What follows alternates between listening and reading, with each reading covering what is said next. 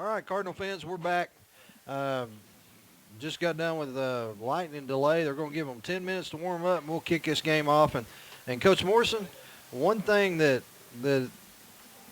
we're not sure of is who's going to be playing. I mean, we got a lot of injured Redbirds tonight. We do. We'll try to show the coach's interview with Coach Adams here in just a few minutes while the teams are warming up. But I know at one point this week they were only practicing about 75% of their team due to injuries and sicknesses, and a lot of those injuries are on key players.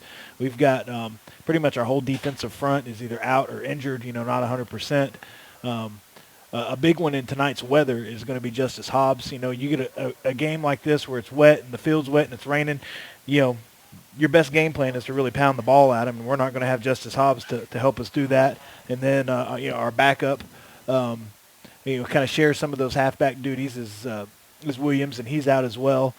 And so we're gonna see, some different people back there at the tailback position. Probably going to see, who's our Josh Blue is out. Walker Davis, thank you. Walker Davis is going to be back at the tailback position, so we'll see him a little bit. But definitely going to see some young guys. Tanner Barnes is going to play a little bit of offensive line for us. We're going to need him. Morgan Lewis is playing with a high ankle sprain. We're just beat up pretty much all the way around. And so, it's going to be a tough game for us. Clarksville's a team that's a good team, but they're very beatable.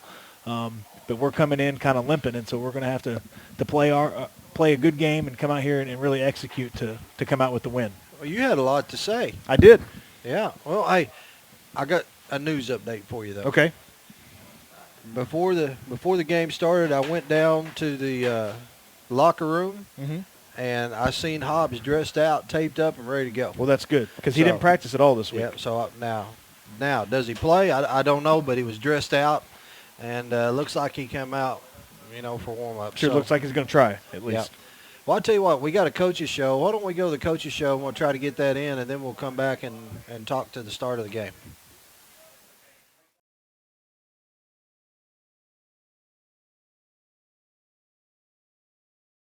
Hello, Cardinal fans. I'm Jared Morrison. I'm joined here in the field house with Coach Mike Adams. Coach, thank you for joining us today. Thanks, Raw. It's always good to be here, Jared. Well, last week we played Greenbrier at Greenbrier, one of our long road trips. Kind of had a rough go of it. Held with them for the second half, or for the first half. In the second half, it just almost felt like they had us outnumbered and kind of wore on us. Tell us a little bit about that game, about what happened. Well, it was kind of a physical mismatch. We had some guys that were not able to play and some guys that were playing hurt. And we were able to keep up with them for a half, but they were just so much physically bigger than us. I mean, they were bigger than us at every spot up front.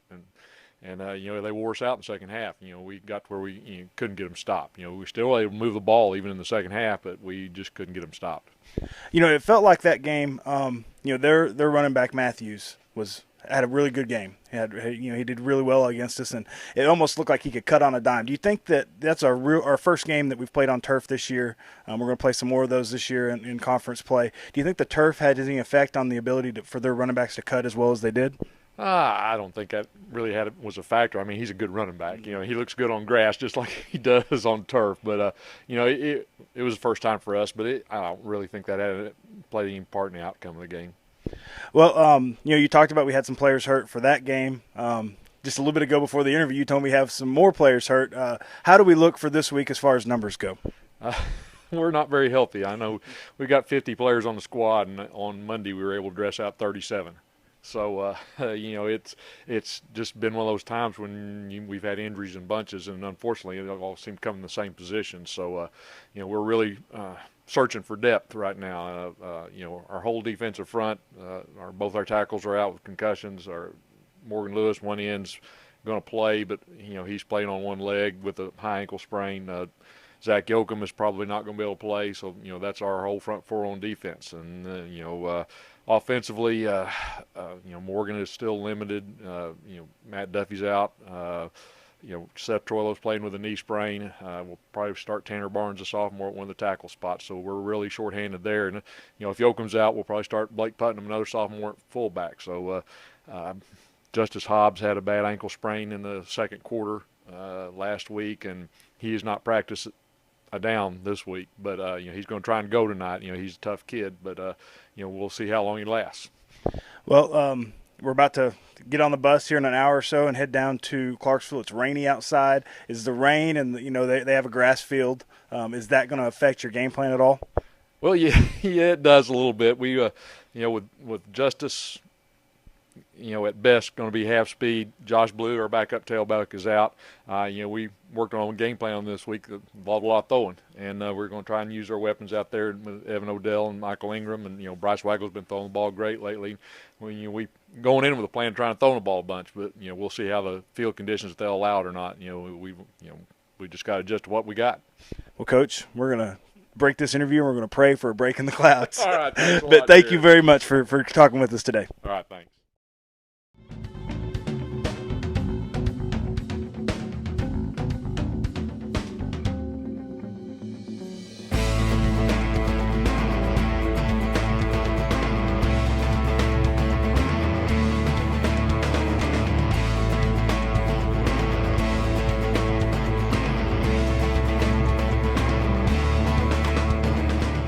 I'm Ben Hadley, here with senior wide receiver Michael Ingram. So, how are you, Mike? Doing pretty good, Ben. What about you? I'm pretty good. So, what did we learn from last week's game? The 5A is one of the best conferences in the whole state of Arkansas. That's what the main point is. Okay, and what is the offense doing to prepare for next week's game? Gonna have a balanced attack of running and passing, just like what we do every week. Okay. And how do you think Clarksville matches up with Greenbrier? They're not as talented, but it's the 5A, so you gotta expect everyone's best because everyone can bring their best every game and have a shootout with you. All right. You got anything else to say, Michael? Ben, I like that bow tie and go Cards. Thank you. Back to the broadcast.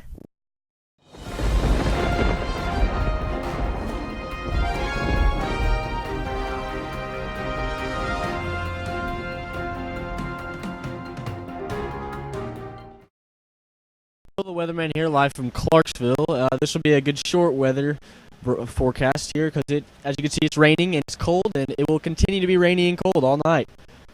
There's some lightning strikes. You might see some delays. The side of the field is flooded. Basically, the main part of the field is good right now, but it might start flooding. I don't know. That's all I got. Go Cards, and back to the broadcast. All right, Cardinal fans, we're back. And I can't even see the clock. I don't know how much time we got to the game. I'm sitting way over here in the corner. 1 minute left. 1 minute. Well, Coach, it is still raining, and the field actually looks pretty good. It does. But it has rained, and I was talking to some locals down here, and they said it's been raining pretty much for the last 4 or 5 hours. Is what one said. One guy's told me it's been raining all day. So, anyway, we don't know, but we know it's been raining down here a while. Since we got here, it's been raining. Yep. Well, I'm kind of curious to see who's going to be able to play, who can't. And, this is a conference game that, you and I have kind of circled and said this is a kind of a must-win game that a team we should be able to beat. Yeah, that's right. You come into Clarksville, I don't think they've won a game yet, and it's a game that we should definitely come in and we need to win. It's one that one of the weaker teams in our conference, one that we hopefully can come out of the with the win with, because from here on out it just gets harder. We're going to play a Harrison team that beat Little Rock Christian pretty heartily last week. We've got a Maumelle team and a Morrilton team, all really good teams that we're going to face down the stretch here towards the end of the season. And so this is definitely a game we need to come out and win, get some momentum back, get some spirit back with us, and get kind of a little pep in our step. But I'm right there with you, Jeff. I'm curious to see who's going to be out there on the field for us. Well, I don't know how you can stand up and I can't see nothing. I'm going to have to sit back down, and we're in cramped quarters up here. So we'll see if we can't make this thing go, though. I didn't see who won the toss. Don't have a clue. I didn't either. We won the toss. We are receiving the ball. That's what I'm being told. Yeah. Hey, we're right next to our coaches. Yeah, right next to our nice. coaches, and so other than being next to Coach Scribner, it's pretty nice. Yeah. He's been Scribner been cranky all day. Well, look, they didn't even tell us right. No, we're receiving. We're receiving. I don't know. You know, I helped Scrivener move into a new house yesterday. Did you? Yeah. And on the way here, he texted and said, "Hey, could you stop and get me a Mountain Dew and some sunflower seeds?" And so we stopped and got him a Mountain Dew and sunflower seeds. Didn't even say thank you. Didn't he? Yeah, and then he just gripes at us when he gets up here. Yep. We got him one of those little small cans, and it looked like a 2-liter bottle when he held it. All right, Clarksville's got it teed up. Rain, steady rain coming down here. You know, this could be worse. How's that? Well, it could be worse because at least when we had our homecoming, it wasn't raining. Because this is Clarksville's homecoming. Oh, that's true. That's a good point, Coach. Yeah, they've got a pretty rough homecoming. Hey, we didn't have to watch the homecoming festivities because they had them inside. Yeah. Didn't invite me and you. No. So here's a little squib kick. It's going to go out of bounds at the 34-yard line. That didn't look very good. No. You know, you don't talk about it very much or think about it, but when you're playing on a wet field, one of the harder things, two things that's hard to do, and that's throw the ball and kick the ball. Because kicking is all about your plant foot, and it's hard to get a plant foot out there right now because it's pretty wet and pretty soggy. Well, we'll try to go through the Cardinals starting lineup, and it looks like Morgan Lewis. It's good to see Morgan back. You know, Morgan tried to go last week with a sprained ankle. Hayden Sutton, Charlie Wood. And let's see here. Seth Trollio, and I'm trying to see who the right tackle is. Is that Tanner Barnes? Tanner Barnes.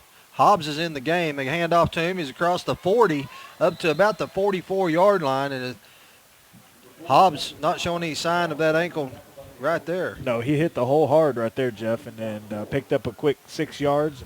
Pretty good blocking across the front. You know, we talked about how we're injured and we're worried. And, hey, that's a good way to start it off. 8 yards. Second down and a long 2 or short 3. Waggle's got the play. Ingram's going to come split to the near side. Odell to the far side. Chaz Turner's your tight end. Blake Putnam is your fullback. He's in for Yoakum, who's out with a sprained ankle. And Hobbs pulls the pile forward close to the 50, up to the 49-yard line. That's going to be enough to move the sticks. And Coach, that's one you talked about the defensive line being out. I'm telling you, a big loss is also Zach Yoakum. It is, yeah. Zach Yoakum, they're worried about his ankle, worried about whether or not it may have a break in it, and so keep holding him out tonight. But Zach did a good job there. Putnam did a good job of getting up in the hole, just to lead the dive play, and he got up in there and got the lead block and got us the first down. Pitch to Hobbs. Great block by Odell and Ingram out there on the far side. Going to be forced out of bounds across the 50 into Clarksville territory. Gets down to about the 43, 44-yard line. You know, one thing I can see just looking right now, Jeff, is that we do have a size advantage across the front. Even though we've got some younger guys in, we definitely have a size advantage. We've got a weight and height advantage, and so hopefully we can use that and move the ball. And so far we have been. You know, we kind of came out wanting to pass the ball, but the weather conditions have kind of dictated differently.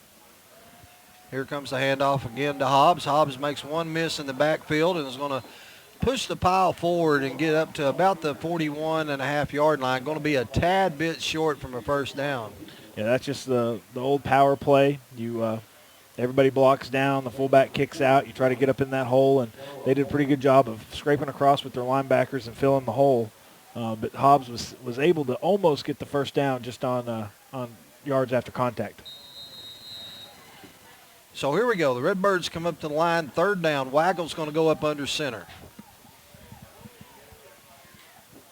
Here comes the quarterback keeper. He's across the 40, going to fall forward just inside the 40.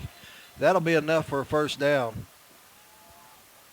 So with the rain coming down hard, the Redbirds, every offensive play has been on the ground. Yeah, I think we'll probably see that until, or if the rain stops, we might be able to pass it. But, if we're able to pick up 4 or 5 yards of carry and get third and short, we have a size advantage, and we can get that last yard if we have to. And so, I think we're going to show faith in this offensive line and just keep running it. The receivers all on the downside. Here comes Hobbs. He hits the line of scrimmage, pushes the pile forward down to 42-yard line. It's going to be a pickup of 3. And Coach, I'm trying to kind of watching their secondary and seeing what they're doing. And you would think that after all the run plays that they would be putting more men in the box, but so far they're hanging out and playing assignment. Well, I'm sure they watched some film last week against Greenbrier and how explosive our offense was with especially with Michael Ingram, and so they're gonna respect that. Here comes.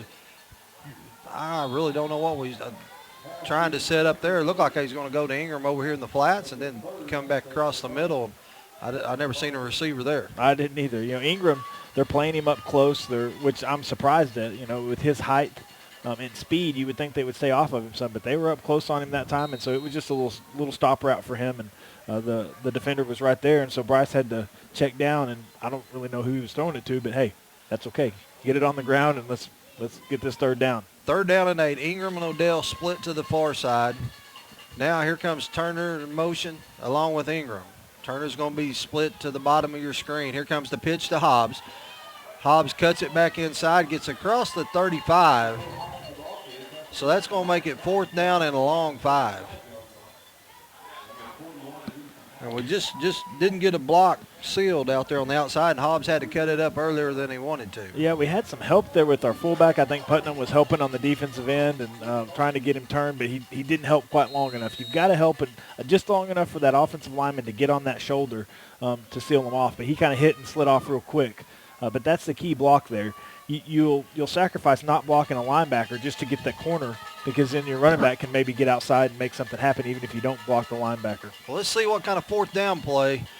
Clarksville showing pressure. They fake the handoff. Now Waggle's going to tuck it and run. They're going to lower his head, and he's going to be a little short. Looks like he got just across the 30, but it's not going to be enough. Well, he was close, Jeff. He saw that yard marker or that yard line, and he was going for it, and he lowered his shoulder, and he did everything he could. But you're right, just short. So the Redbirds turn it over on downs. With 8:50 left to go here in the first quarter, Clarksville will take over on their own 30-yard line. That was just a rollout pass. We had a flood route there where you got a receiver going deep. You've got an intermediate route, and then you have one of the flats. And our intermediate route, I didn't even see who it was, fell down. Slipped in the, I can see where he tore up some turf where he slipped, and that kind of threw out the whole play there. That one player falling down. Pettigrew, Sequici, along with Hayden Sutton across the front. Charlie Wood, Walker Davis, T.J. Askegaard, your linebackers. Ingram's in playing a corner. Ball's on the ground, and Clarksville recovers. So you got Cody Lero, Putnam, along with Josh Williams and Chaz Turner. That's your defensive lineup. And, Coach, I look out there, and we had a 3-front, running a 3-front with 4 linebackers and four secondary. Yeah, when your whole defensive front gets hurt, your whole defensive front is injured in some way, you're going to have to change some things up. So that's what we're doing. We're running a 3-front, whereas normally we run a 4-front. Also looks like Coach Harper and the defensive staff is planned to kind of stem around a little bit. That's where you move your guys around and don't give them a clear look. You get lined up one way, and then you move it and change it so that they can't change the play to suit the defense. Ball's on the ground again, and right now Clarksville's having trouble holding on to the ball, and they lose 5 yards. And I look down just a minute to look at the schedule, or look at the program, and they snapped the ball. It's on the ground. Yeah. Don't know what happened. Well, it made it to the quarterback, but the exchange between the quarterback and the running back wasn't very smooth. And that's one thing we did a good job of. We didn't have any problems handling the ball, but so far Clarksville's 0 for 2. Well, Frost is their quarterback, and he's going to line up in the shotgun. 2 running backs right next to him. Sequici, Sutton, and Pettigrew across the front. Here comes the counter. Little running room, but he's going to be brought down back across the original line of scrimmage, back up to about the 33-yard line, and that's going to bring up 4th down. T.J. Askegaard in on the tackle, so the Redbird defense comes in, does a good job. And let's see what the Panthers dial up on 4th down.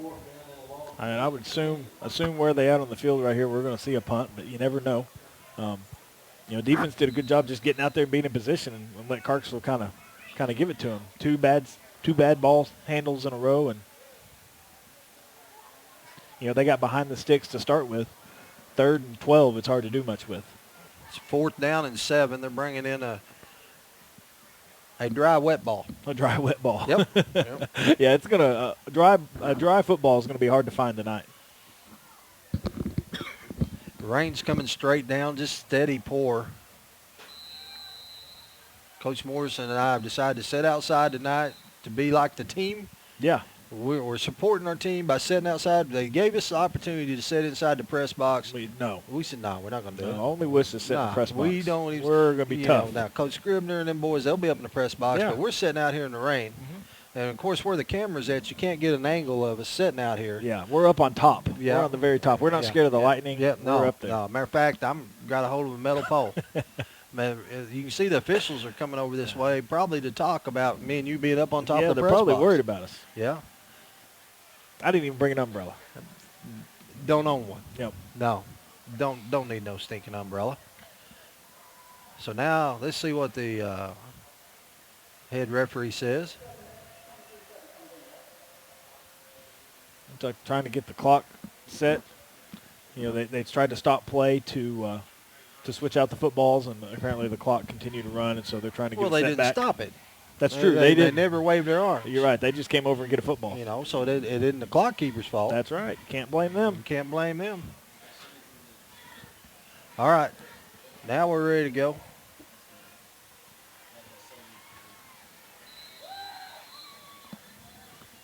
Looks like they are probably going to pooch kick, but let's see what they.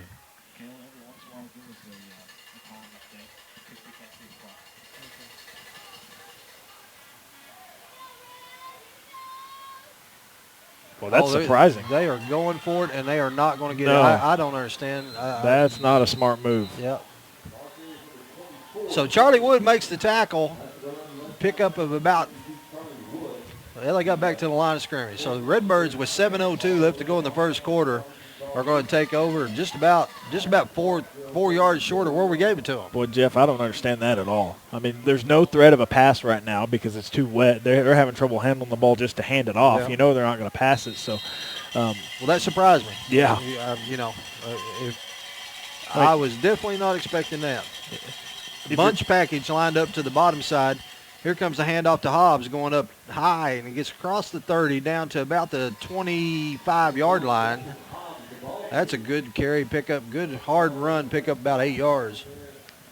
you know, if you're going for it on fourth down and you line up in that little pooch punt set, then at least if there's a threat of a pass, you can try to run some of your secondary guys off so they can't come up and make the tackles easily. But in this situation, we had it played easily. Well, one thing I noticed is we never ever, the whole time we never attempted to put anybody back to return a punt. So it's almost like we expected them to do that. But good job by the defense.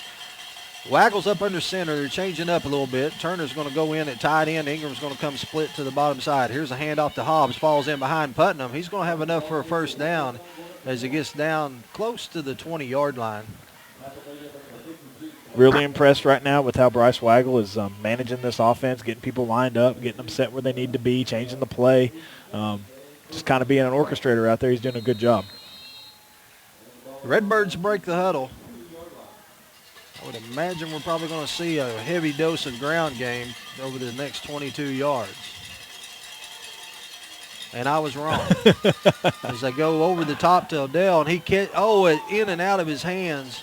Great throw by Waggle. Yeah, it was. I'm sure if you asked Evan, he'd tell you that's one he should have caught. Yeah, it's hard to catch him, though, out there when it's raining like this. Yeah. But that's a good pass by Bryce. He put it on the back shoulder so Evan can turn and get it when the defender wasn't looking. And it's one of those, that ball's got to be a lot heavier than it normally is. It's a lot slicker, and so Evan just wasn't able to come down with it. Well, I am 0 for 2 on guessing what teams are going to do, so I'm not going to do it anymore. Waggles up under center. Ingram split to the near side. Here comes the handoff to Putnam. He is going to break one tackle and get down inside the 20, down to about the 19-yard line, I think. So looks like his helmet came off, so he'll have to come out. Cody Laro will come in. So now we got a 3rd down and 7. We're down in 4-down territory, so we got 2 downs to pick up these 7 yards. But, this is one we got to capitalize on. You don't want to give it to them 2 times on turnover on downs. No, so we really need to pick it up. So Waggle's going to line up in the shotgun for the first time tonight. Hobbs right beside him. Bunch package to the near side. Laro split to the far side. Good snap. Hits Ingram at the 15. Ingram still struggling. Forward progress is going to have him at the 15-yard line. And now there's a flag. And that may be against Clarksville. Did you see what happened? No, I didn't, but I did see him. He signaled like it may have been lineman downfield. Well, no, I don't. Well, that's what he tapped the top of his head. But I didn't see any linemen downfield. Well, that was a late Oh, nope. spearing. Hit him with the top of the Oh, head. that's what it was. So that's going to be a first down for the Redbirds. I saw him tap the top of his head, and I was like, well, we were 90 pass set. That's where we all, Maybe take I a thought pass when set. he tapped his head, he was signaling to the official on the sidelines that he needed a break. Yeah, give me out. Give me a break. Give me a break. I need to give me some hot chocolate and some popcorn. So now that moves the ball all the way down inside the 10, down to about the 7-yard line. I really can't see very much. Now the Redbirds are going to go in motion. Here's a handoff to Hobbs. Hobbs makes one miss at the line of scrimmage and gets down inside to the 5-yard line.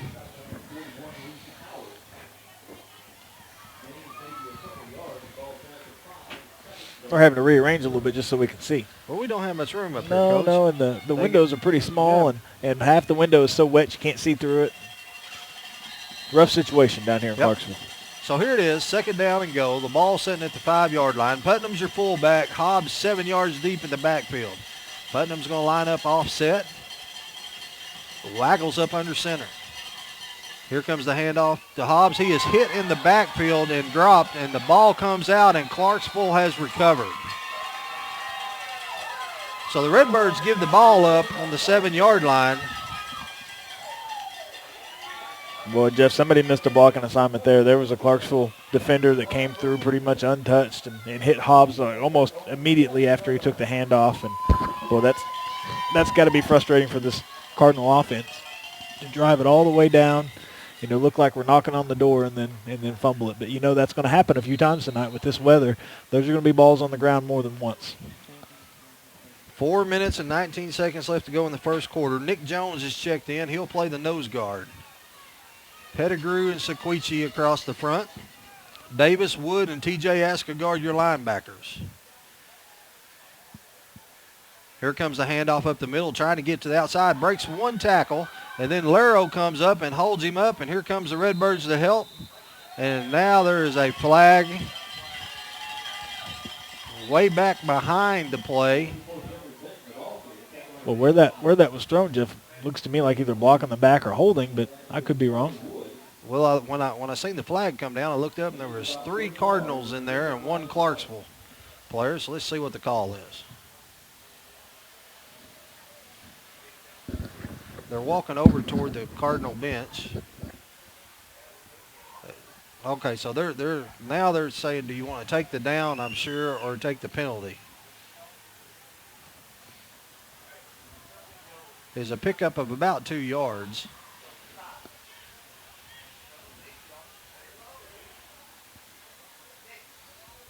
So it'll be a half the distance to the goal line. Here's the sign.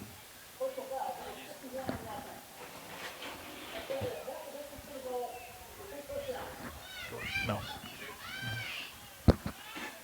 What did he say? Personal foul. What was he doing? Blocking the back? They didn't say. It just said personal foul. Yep. It looked like he must have blocked in the back while he was spearing. So here we go. That moves the ball back to the 3-yard line. 2 receivers split to the far side, 1 to the near side. Quarterback's up under center. The running back 6 yards deep in the end zone. They about fumbled the snap again. Got a little running room out to the 5, up to the 10, to about the 11-yard line. So that's going to be a pickup of 8 yards. They'll make it second down and about 7. Boy, you hate, you get them, pinned way back there on the 3-yard line and let them pick up that many yards on first down. That's frustrating. We got to do a better job.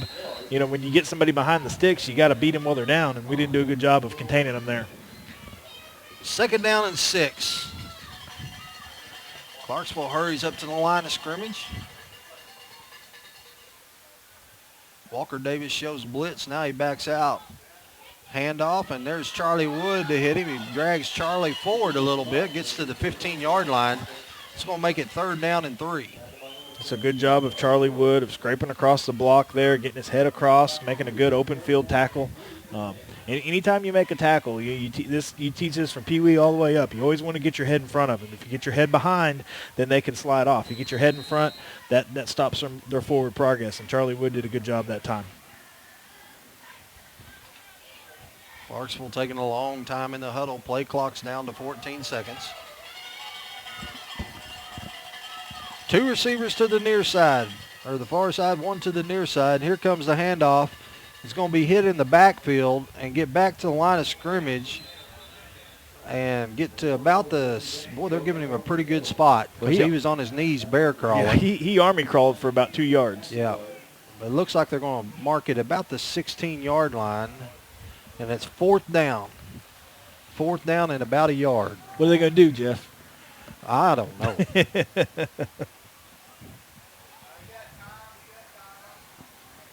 Hayden Sutton's going to check in at the nose guard spot, so you're going to have Sequici, Sutton, and Pettigrew across the front. And they are lining up like they're going to go for it again. Charlie Wood is showing blitz up the middle, and he's not going to get it. He did not. Oh, boy, look at this. They're giving him a heck of a spot on this side. I guess it depends on which official takes the – they may get it because they gave it to the official on this side, and he gave them a very generous spot. They're going to bring in the chain gang and measure. But if you looked at the official running in from the other side, he was about a half a yard back.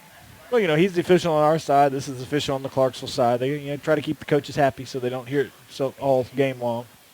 It's going to be very close. They're bringing the sticks out. I'm going to say you're going to be short, but I've been wrong all night, so.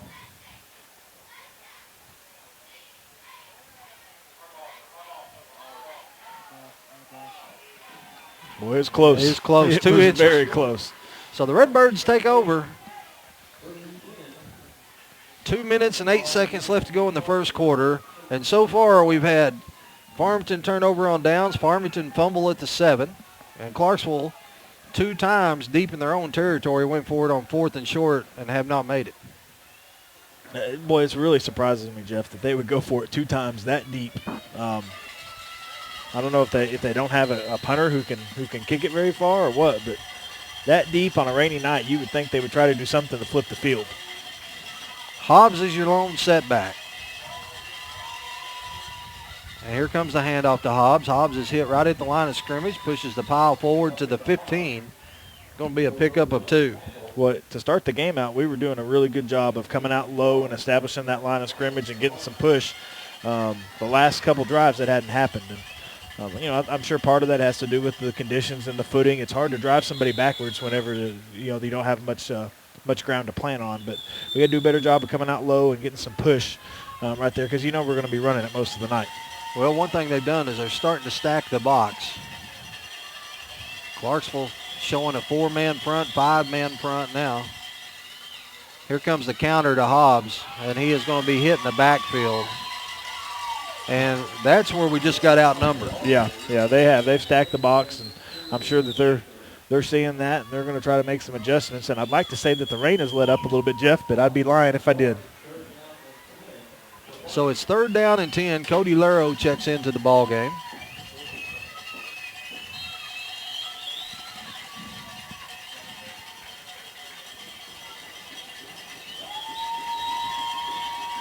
Waggle's going to line up in the shotgun. Bunch of receivers lined up in the bunch package to the near side. Lero to the far side all by himself.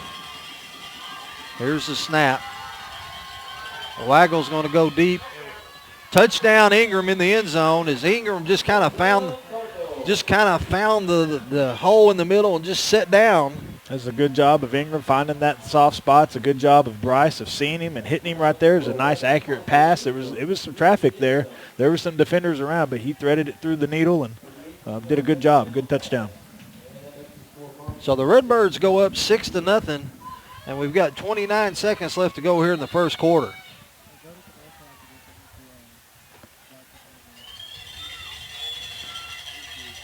waggles up under center as the Redbirds are going to go for two. Fakes the handoff to Hobbs. And there's the pass, and that, I couldn't tell if it was complete or incomplete. No. Incomplete. They called a block in the back. Not going to matter. Couldn't tell. It was pretty close. But we're going to take a quick break, and we'll be right back with the Redbirds up 6-0.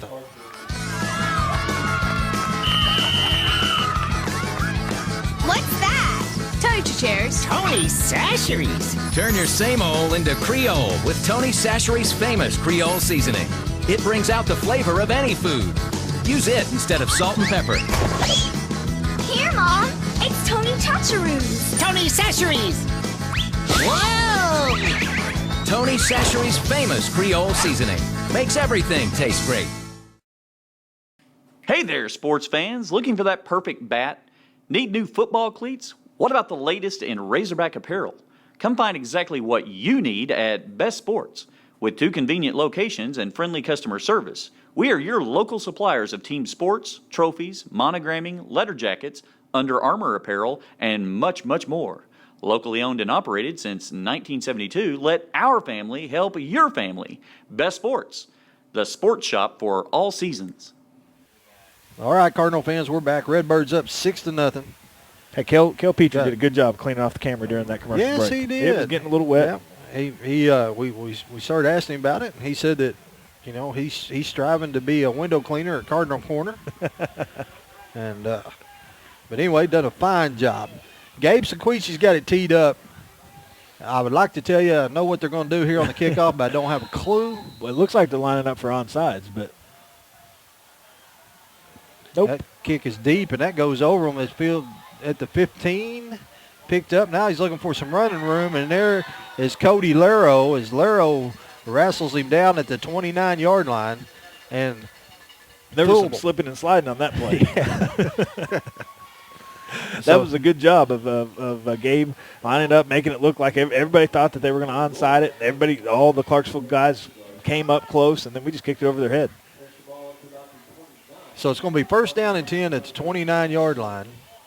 And it looks like you're going to have Gabe Sequici playing the defensive end, along with Nick Jones. Pettigrew will be the other one. TJ Escogard, Charlie Wood, Walker Davis is your linebackers. Here comes the handoff. Got a little running room. Is going to be hit at the line of scrimmage.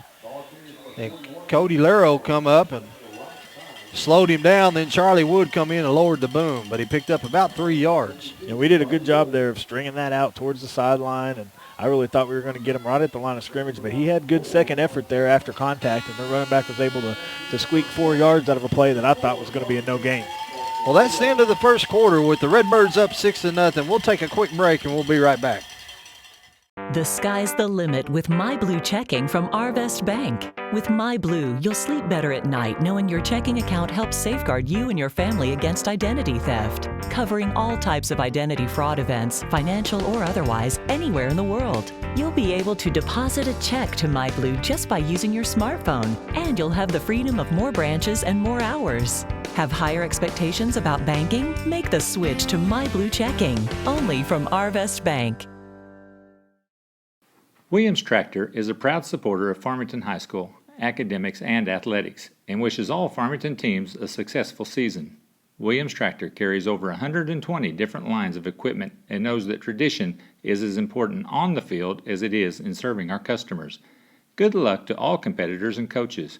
Williams Tractor would like to thank Farmington and the surrounding communities for their business and is proud to have served our customers since 1973. All right, Cardinal fans, we're back, and Coach Morrison will move to the other end of the field. I can actually see some football. That's nice, because I can't now. You can't see anything? On that end of the field, you can see. On this end of the field, I can see. Well, if I say something, just agree with me. That's what I always do, Jeff. Yeah, well, Never would do anything different. Whatever. 2 receivers split to the far side. They're in the I formation. Redbird's going to hem him up in the backfield, but he slips the tackle and is going to get to the 40, and the ball is out, and the Redbirds may have come up with it.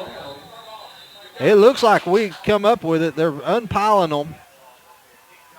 Redbirds got it, and they held them up, and Gabe Sequici come in and stripped the ball and then there to cover it up with Stephen Paya. That's a great job. That running back was able to squeak a few extra yards out of that play that we didn't think he was going to get.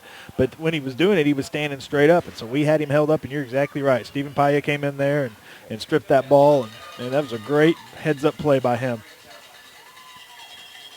First down and 10. The ball setting at the Panther 40-yard line. Morgan Lewis is your center. Sutton and Wood is your guard and tackle on the left side. Waggles in the shotgun. He's going to go deep to Ingram. Ingram's going to have to jump ball, and he catches it my goodness. at the 18-yard line and touchdown, but there's a flag thrown. They're going to get Ingram probably for pass interference. Yeah, they're probably going to get him for a push-off. I thought they both went straight up.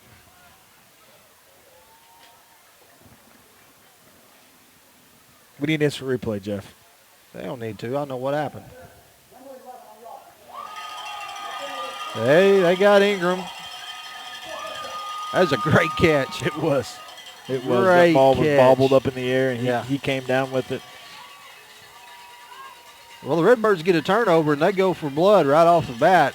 And it looked like both kids jumped straight up in the air. That's what I saw. But see, I'm agreeing with you, just like you told me to. Yeah, well, I'm just telling you what I saw. But, even though we get the penalty on that and it moves us back, one thing it does do is it makes them respect our pass game, and maybe they won't stack the box quite as much as they have been. So now the ball's back at the Cardinal 45-yard line. It'll be first down and 25. Waggle's going to go up under center. Hobbs is a lone setback. 3 receivers split to the far side, 1 to the near side. Here comes the quick pass to Putnam. Putnam catches it at the 50. He's at the 45, gets down to about the 44-yard line, so they're going to pick up about 12 or 13 yards of that. Well, they move it back to the 45, so he's going to pick up 10 yards of the 15. Well, Putnam did a good job there of after he made the catch of kind of sidestepping. He almost, kind of shuffled for about an extra 6 yards after the initial catch was made. But a good catch in this wet weather and a good job of getting extra yards after the catch. Shuffling. All he does is shuffling. All right, Waggle's lined up in the shotgun. Hobbs right beside him. Ingram's got single coverage down here on the near side. They go back to Odell on the other side. He makes one miss. He's going to get to the 40, inside the 40, at about the 39-yard line. And we got a little extracurricular activity as Sutton was down the field blocking, and after the whistle, one of their boys come up and shoved him. Yeah, there was some extracurricular stuff happening, and usually on that it's whoever gets caught last. But Hayden was down there blocking, and he was just blocking. He was waiting, and he didn't hear the whistle. You always tell offensive linemen block till the whistle blows.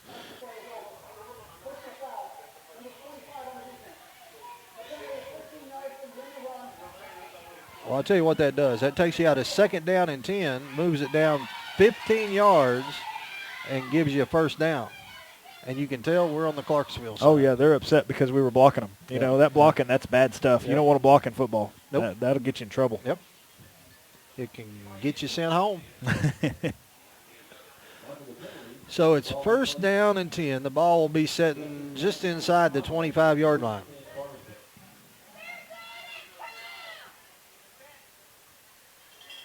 I wish they would ring the cowbell. Oh, there you go. You got your wish. Yeah. They're ringing it. Yeah. Waggle's up under center. Putnam's your fullback. Hobbs the tailback. Here's the handoff to Hobbs. A big hole. It's at the 20. Oh. Lowers his shoulder and says, hello. Hey, the judge just sent out some justice. Oh, the Clarksville defender tried to go low on Justice, and he said, I'm not having any of that. And he lowered his shoulder, and he knocked him back and picked up an extra 3 yards. And, that's why we like Justice Hobbs. He's never going to go down easy. He's going to lower his shoulder and get 2 or 3 extra yards every time. That young man just come out of the game, and he's over here asking somebody to change uniforms with him. He don't want to go back in. So it's second down and a long 3. Here comes a handoff to Hobbs. He hurdles the line of scrimmage, and now here comes a holding call. I'm sure from where that was thrown. Yeah. We were worried about Justice coming into this game. He hadn't taken a snap all week. He had a pretty bad ankle sprain last week at Greenbrier, but he's come out full speed. He's playing great. The flag is right on the 15-yard line, and Cardinals are backing up. So, chop block.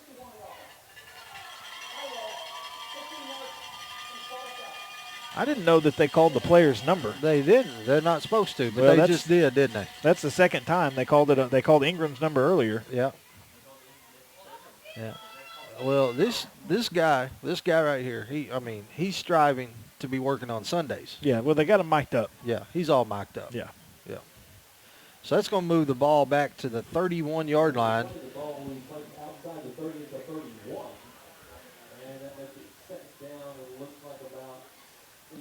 So second down and around 18, 19 yards, and Waggle's going to go up under center.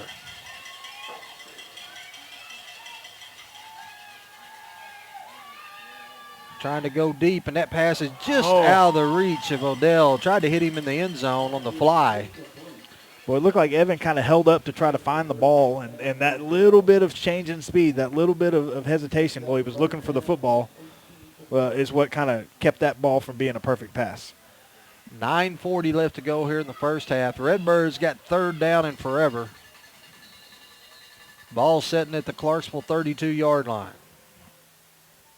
2 big penalties on the Redbirds this series. Had 1 touchdown wiped off the board and then a chop block moved them back 15 yards. We want to get points off this series right here. We want to, this drive needs to end in some points. But the one thing we have done is establish that we're not just going to run it. We're going to make them to defend the pass and the run.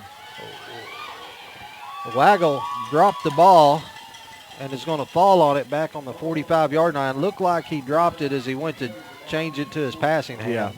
Yeah, that ball is definitely slick right now.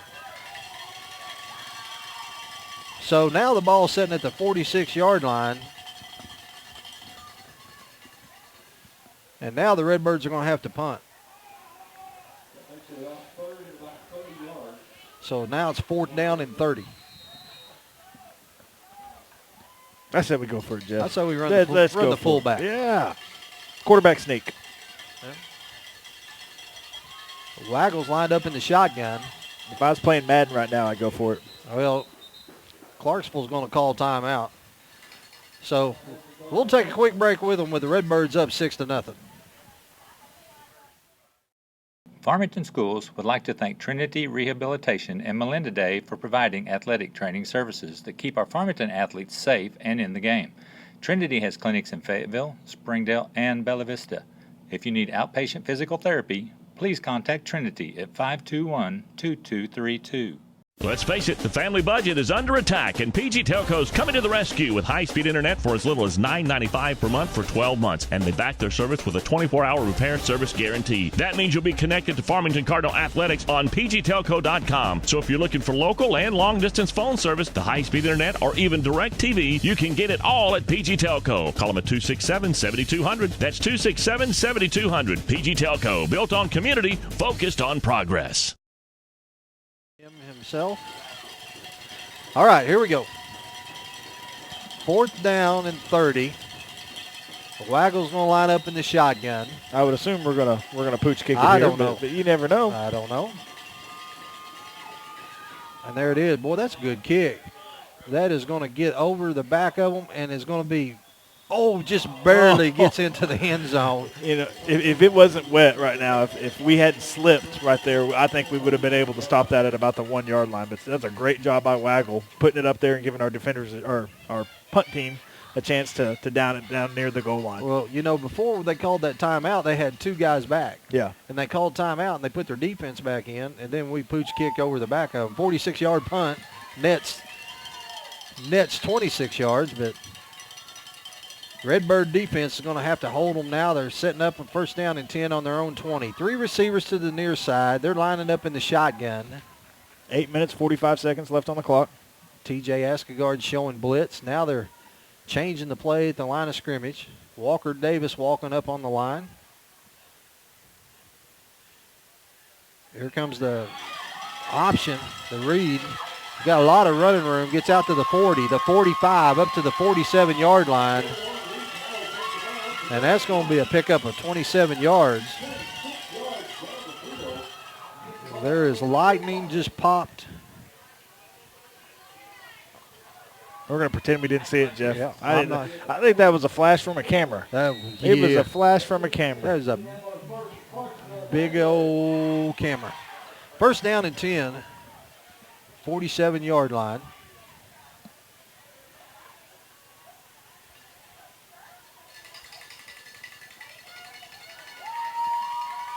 Gabe Sequici.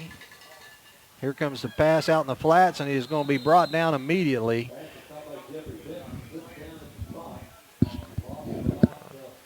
Good job there by the Redbirds. As Chaz Turner was out there just about the time the ball got there. Defensively, we're trying to bring pressure from different directions. Last time we brought somebody I think it was Walker Davis off the edge, and they saw it, and they were able to adjust their play, based on that. And so I think it's good. We got to bring pressure, but I think what our game plan to come in and move around and not give them a clear look is definitely what we're going to have to do, because they're pretty good at adjusting at what we're giving them. Pettigrew's defensive end, and here comes trying to get to the outside. Stephen Pye is there at the 40 to make the tackle. Good job there by Stephen Pye as he fought off two blockers and tackled him for a 3-yard loss. You always teach your defenders to take on the block with their inside shoulder. You always want to take on with your inside shoulder that keeps you from getting pinned and getting hooked, and that's exactly what Stephen Pye did. He took that block on with his right shoulder, was able to scrape off of it and make the tackle for a loss. And so great defensive technique there by Stephen. Third down and 16. Nick Jones, Gabe Sequici, Pettigrew across the front. Charlie Wood, TJ Escagard, Paya, and Walker Davis are your linebackers. Cody Laro, Josh Williams, Chaz Turner, Michael Ingram's in your secondary. Here's the snap. Quarterback trying to throw the slant, and that pass is broken up by Michael Ingram. So that's going to make it 4th down and 16, and let's see if for the first time tonight they decide to boot it. Oh, they're bringing quite a few people in and out, so I don't know. The way they're lining up, it looks like they might punt it. Empty backfield. Cody Laro, Chaz Turner is back standing inside the 30. The ball setting at the 40 of Clarksville. Here's a pooch kick. That thing is going to go out of bounds. Oh, my gosh. Okay, here we go. He's going to walk forward. What they do is the white hat stands in where the punter was at, and then he marks where the ball landed, and they have the side judge walk until they're in a perfect line. Yeah, but we've all seen them do that. But you seen that official on the sideline? He ran all the way to the 40 he ran way and back had there. his foot placed like that's where it went out of bounds. So Redbirds are going to set up shop, 1st down and 10 at the 41-yard line. And Waggle is going to go up under center. Hobbs, your lone setback. Here comes Ingram and Turner in motion. We're going to line up in a bunch package. Here comes the toss to Hobbs. He's at the 45, the 50. Stiff arm, breaks one tackle and gets down to the 45-yard line of Clarksville. Going to be just a tad short of 1st down. Good blocking out there by Putnam and Ingram along with that right side of that line. You're right, Jeff. Good block. You didn't see it? No, I didn't. Tanner Barnes along with Seth Trollio and Chaz Turner on that right side. Ingram going to go split to the far side. Here comes the handoff to Hobbs. Hobbs is hitting the backfield but pushes the pile forward. He's going to have enough for a 1st down, it looks like. Well, it depends. Yeah.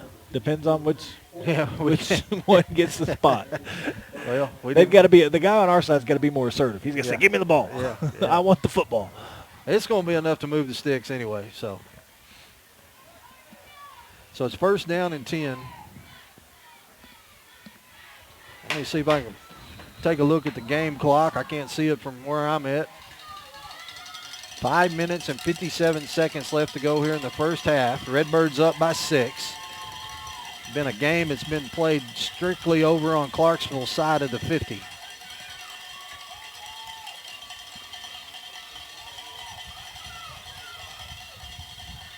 Here comes the handoff to Walker Davis. Walker, there's going to get a block in the back as Davis is going to be ran out of bounds at the 40. They're going to get, looks like Odell was pushing in the back there. Well, it wasn't a very aggressive block in the back because his defender slid off pretty easily. Sometimes when you're blocking somebody and all of a sudden they turn and start running, your hands are going to be on their back. That's not necessarily a block on the back. A block on the back is when you push them in a way that obstructs their path to the running back.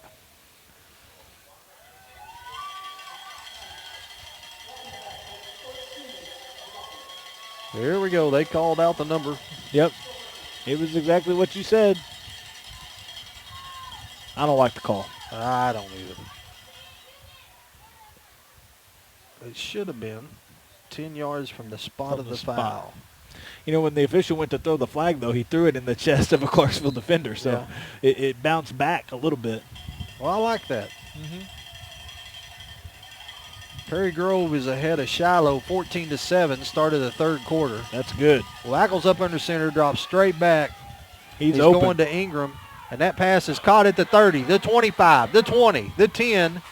Touchdown, Mike Ingram.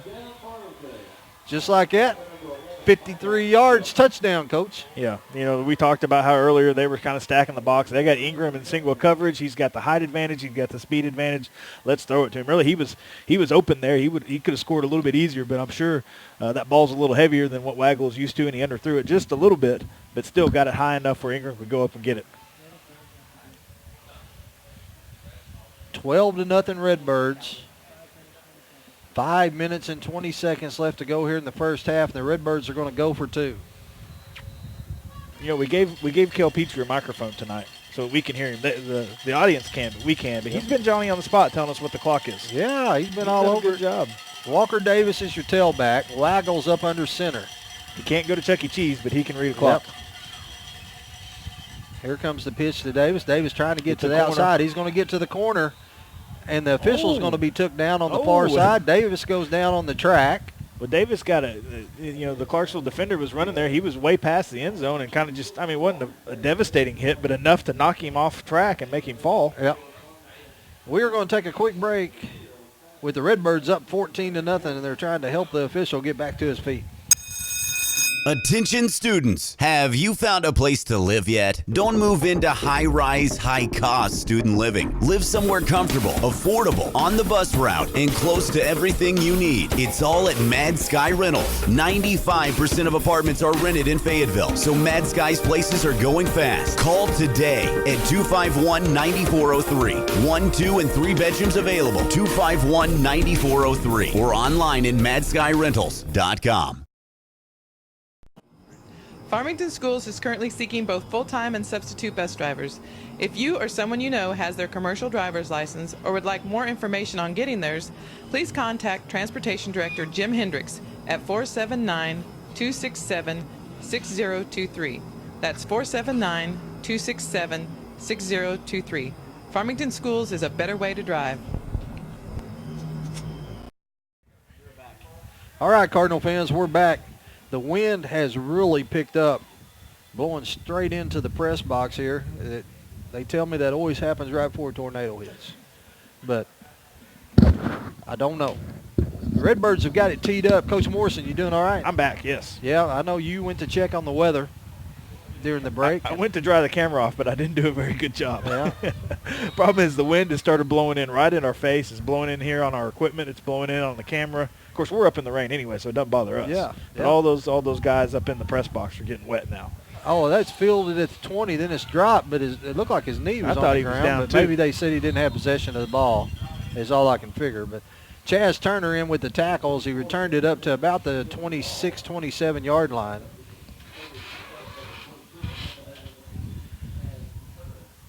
Wind pretty steady now. I keep thinking that the rain's going to start to let up and, it'll start, it's still going to be wet. It's going to be wet all night, but you would think that this rain would let up a little bit, but it's been steady. It hadn't really let up at all. Well, Will the weatherman saying 9:30 is when it's going to stop raining. Well, Will haven't been right all night. I Nick know. Jones is your nose guard. Pettigrew and Sequici. Here comes the quick bubble pass. Walker Davis trying to get to the outside. Gabe Sequici along with Cody Laro comes in. Davis tried to undercut it, but nice block there by the Clarksville Panther kept him from getting there. So going to pick up about 6 yards. Take it out to the 35-yard line. That's closer to 8 yards. I'd make a comment, Jeff. To be honest, I can't see the play. You can't see it? No, I'm watching on the camera, and it's a little wet, and so we're doing the best we can. Here comes the midline option. It's going to be hit at the line of scrimmage. Going to push the pile forward, get up to about the 37-yard line. It's going to be just a tad short of the first down. Hey, I get this jacket underneath you, Jeff. For Will the Weatherman apparently is getting cold. Is he? Yeah, apparently. Well, you think a dude that knows the weather would address it. Well, that jacket, that's like something that you'd wear in Wisconsin when it's like 20 degrees below. Yep. I bet it has like 5 layers of down on it. It does. It does. That's one of the prettiest ladies' jackets I've ever seen. So it's third down at about a foot.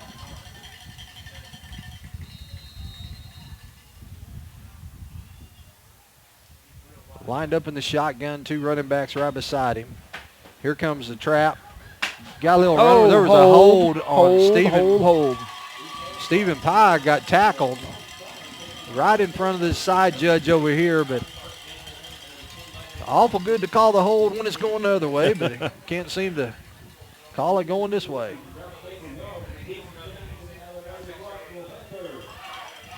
So that's going to be a first down as the ball gets out to the 48-yard line.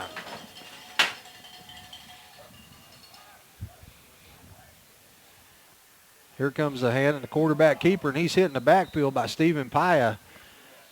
It's going to be dropped for about a 3-yard loss. Move it back to the 46-yard line.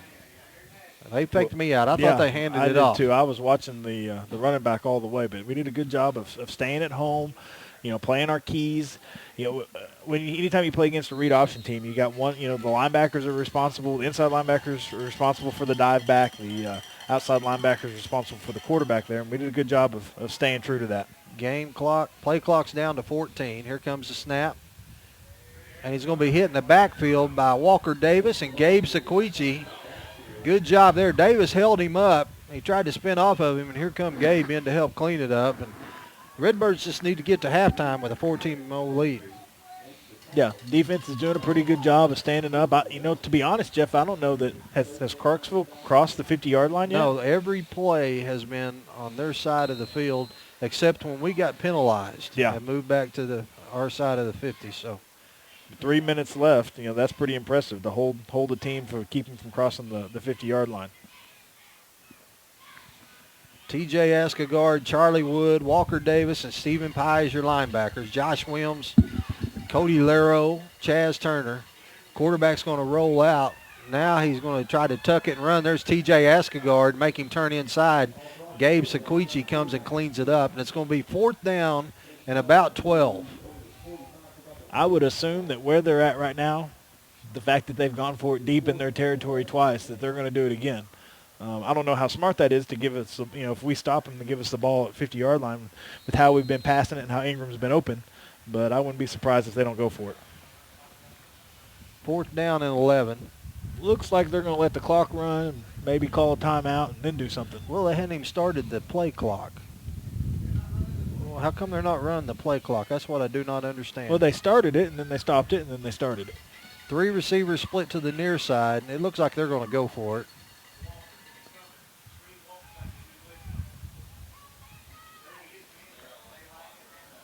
One receiver split to the far side. Well, they're going to let the clock run, but that's not really fair because they reset the game, the play clock like 3 times. Yep. So Clarksville takes a timeout. How much time we got left on the game clock? 1 minute and 41 seconds. So let me see. We ran about a minute 20 off. Yeah. To start that play with, we had 3 minutes left on the clock. And, you're right. They ran a minute 20. Why did I even do the math, Jeff? I should just trust you. Well, I'm just telling you, Greenbrier could run 160 plays in a minute and 20 seconds. That's right. They could. Yeah, because they ran 3 in 8 seconds last week. Boy, poor Kale. He wipes the camera lens off, and then as soon as he does it, it gets wet again. Yeah. He's doing his best, though. He's trying hard.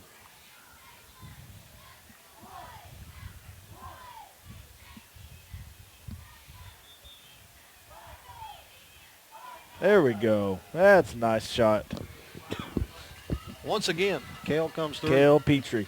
He comes through. All them days spent at Chuck E. Cheese is paying off. Well, now it looks like Clarksville has decided to punt it. Chaz Turner's going to go back deep. He's going to be standing right inside the 25-yard line. Like to see us get a block here. That's a pretty good kick. It's going to hit at the 20 and go out of bounds. Couldn't tell you, somewhere around the 10. Yeah, it looks like they're going to mark it about the 15. 15-yard line. Minute 35 left to go here in the first half. Jeff, if I ever told you how much I love the cowbell, I think that's a great part of high school athletics. Yes, it is. Yep. Wonderful. I love it. Yep. This is Mississippi State Junior College. So it's first down and 10, minute 35. Redbirds, let's see, we received the ball, so we'll be kicking to start the second half. So it wouldn't surprise me to see us maybe take a couple of hits, see if we can. The way we've been able to stretch them vertically with Ingram, I wouldn't be surprised if we don't take a shot. Ingram has single coverage. I hand it off to Davis, and Davis is going to be hemmed up right at the line of scrimmage. May have picked up a half a yard, but they had Ingram split to the far side and had man-to-man on him, and they've had the same guy on him all night. But what I found interesting on that is they didn't have no help over the top. No safety help, which is surprising. They're playing pretty much man defense outside on the outside guys with their corners. And looks like the Redbirds are content to run the clock out as they're letting the play clock get down, break the huddle with 15 seconds. You know, you got a 2-touchdown lead. You don't want to do something silly and give them an easy 6 points on a pick six or something like that. You know, right here this close to half. Here's the handoff to Davis. He sidesteps one, gets to the outside, and loses his footing. It's a good move at the line of scrimmage by Walker Davis. And he gets to the 20-yard line, and they stop the clock. And there's a flag on the play for something. Is there a flag? I don't see it out Yeah, it's right there in the middle. Look, right where there would normally be a holding call. Oh, okay. Yeah. Well, we have a good eye for holding when we got the ball.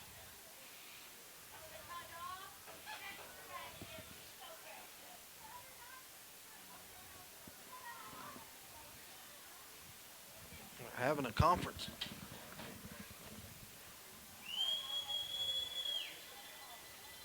Well, we'll find out here in just a little bit exactly who it was on. Because they're going to give us the number. They may wave it off. No, it's against them. Oh, really? Yeah.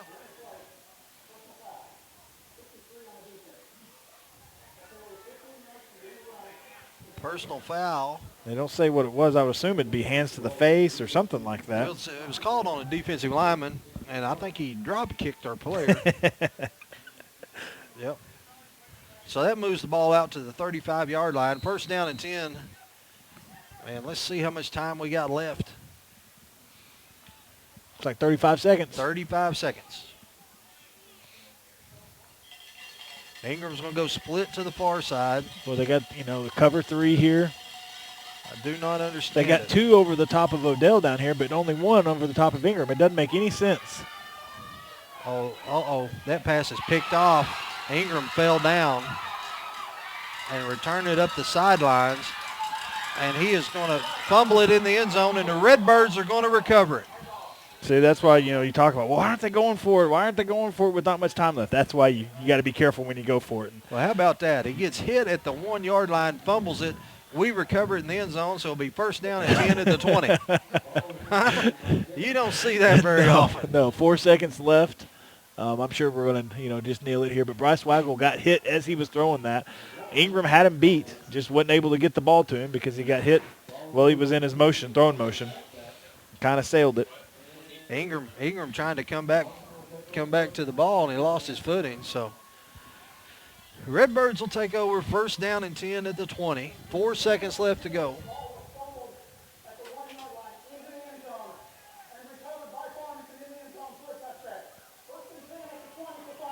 All right, the referee just said the ruling on the field is. Yeah, we got the whole rundown there. That was pretty great. The ruling on the field is the ball was fumbled on the 1-yard line, recovered in the end zone by Farmington, so it would be Farmington's ball first down and 20. And we really, next time we have a mic'd up ref, we really need to tie into the sound system. We get him on the broadcast. Yep. We'd be like Monday Night Football. Be big time. Waggle is going to take a knee, and so that's going to be the end of the first half with the Redbirds up 14-0. We'll take a quick break, and we'll be right back.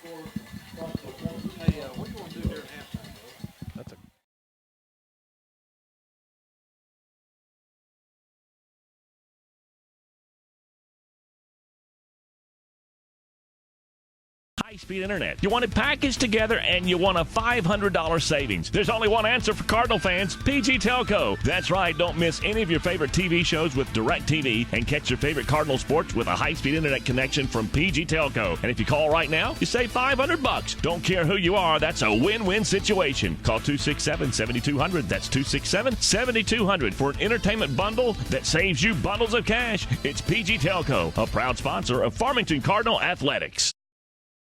See you soon. They're coming. They're all coming. And they're bringing your mother. What are we gonna do? Inside Mouth, Tony Chachere's makes everything taste great. In only minutes, marinate your turkey on the inside with Tony Chachere's injectable marinade for that great buttery flavor. Then add a little spice to the outside with Tony Chachere's famous Creole seasoning. It's the perfect combination. This must have taken you two all day. It was easy. With Tony Chachere's. Tony Chachere's! Tony Chachere's makes everything taste great. Not a cloud in sight. I hope it doesn't rain today. Not a cloud in sight. I really hope it doesn't rain today. Code red. Thunderstorms? Flash floods? Possible tornado? Guess I better not go out today. Oh man, it's really raining. Hope I can make it through the storm. It's raining pretty hard. Good thing I stayed home today. Sign up for Code Red at the Farmington website or download the app. It could save your life.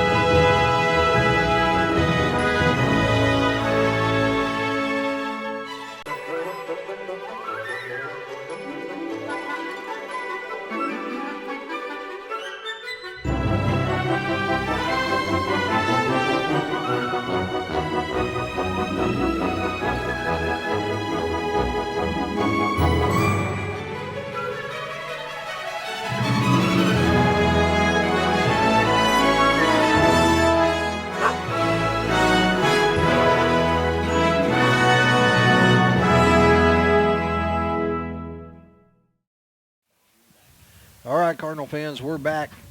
And, Coach, our band made the trip all the way down here. And with the weather delays and the way it was raining, right before kickoff, they decided to load up and go back home. So I don't blame them, Jeff. I don't either. We're scrambling around. Yeah. Because that's what we had planned to show at halftime. We always like to show the Cardinal band, but, you know, we can talk about some scores from across the state. And I wonder how my favorite group from Springdale and beyond is doing. Well, right now, you know, this is the 4A unbeatens. Yep. 4-1A unbeatens, Prairie Grove at Shiloh. And right now Prairie Grove is winning that game 20-7 in the third quarter. And that's it. That's at Shiloh. That's at Shiloh. Yeah, Prairie Grove 20, Shiloh 7. Wow. Well, yeah. Hey, I am happy for the neighbors. I am too. You know, that more than likely that's going to be the conference championship game right there. You know, whoever wins that is going to win the conference championship. And, you know, you never know with Shiloh, but right now Prairie Grove is pretty much dominating that game.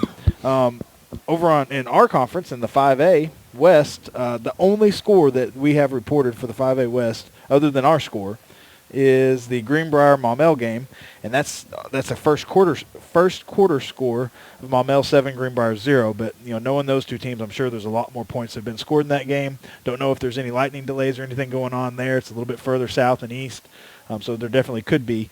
But that's the only game in our conference in the 5A West that I have a report from. Well, a game I was kind of interested in, and don't really know why. 7A game, Bentonville and Harbor. I think Bentonville's up on Harbor 21-7. And I believe that's in the third quarter. Looks like at halftime, Van Buren's beating Siloam Springs 28-13. Really? Yep. Van Buren 28, Siloam Springs 13. Fayetteville, Springdale, big rivalry game there. Looks like Fayetteville is winning 28-7 in the second quarter.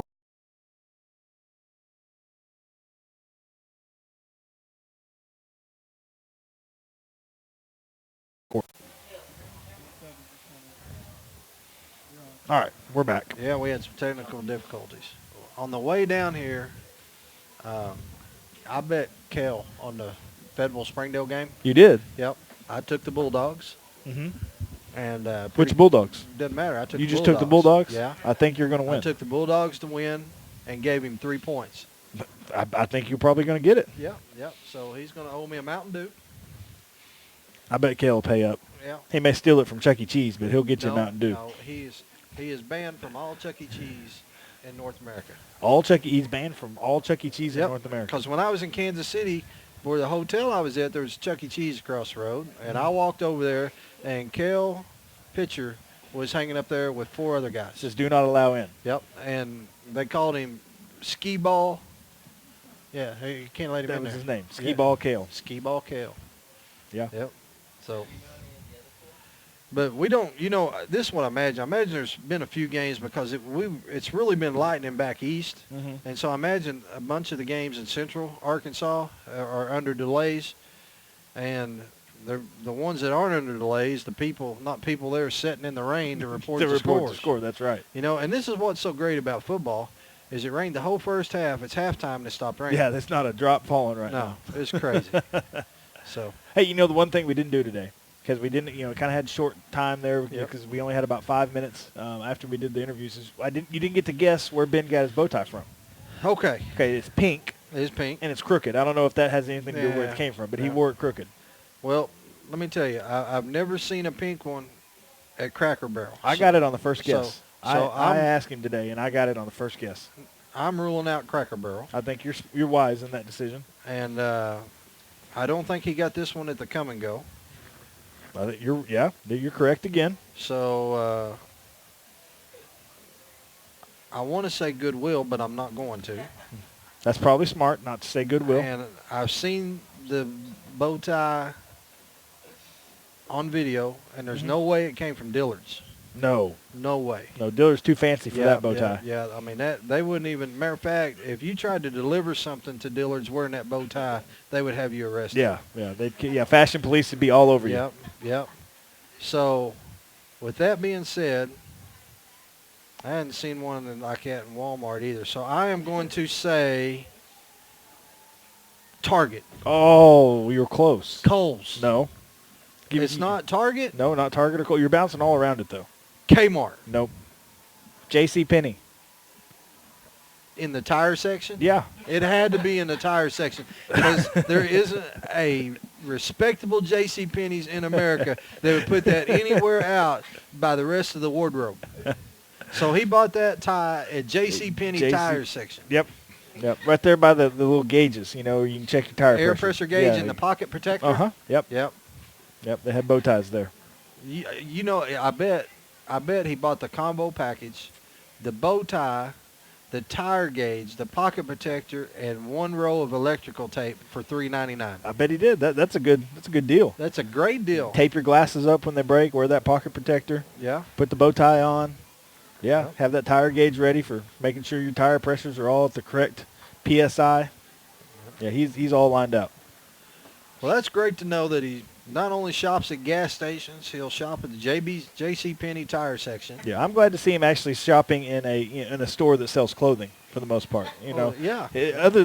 All past weeks, it's been eating establishments or gas stations. Where I assume the Come and Go convenience stores. Jeff. Don't call them gas stations. They're convenience stores. I can just picture the display by the fountain drink. Right there between the sunflower seeds, the fountain drinks, and the energy drinks. And the smoothies. Well, that's great. I wonder who is winning the baseball games. Well, Kansas City. This is from Weatherman Will. Yep. He's following the game. Yep. Kansas City's up 4-1 against the Orioles. Hey, I like it. You do? I'm a Kansas City Royals fan, man. I kind of like Kansas City Royals, too. I like them. I mean, I'm all about the Red Sox, but if they can't win it, then I like the Royals. Yep. That same referee. As long as it's not the Cardinals, I'm okay. The same referee we had last week over here on this sideline is the same one that called out George Brett for the pine tar deal on his bat 25 years ago. I'll never forget a face. Yeah, that was him. That's actually Kel's cousin. Is that Kel's cousin? Yeah, it is. Isn't it, Kel? He's not listening to us. Yeah, he told us on the way here that the side judge in tonight's game is going to be his cousin. Did he really? He did, yeah. But I thought he was joking. You can't trust him. I mean, he tells us all kinds of stuff. You can't trust anybody who cheats at skee ball. Yeah.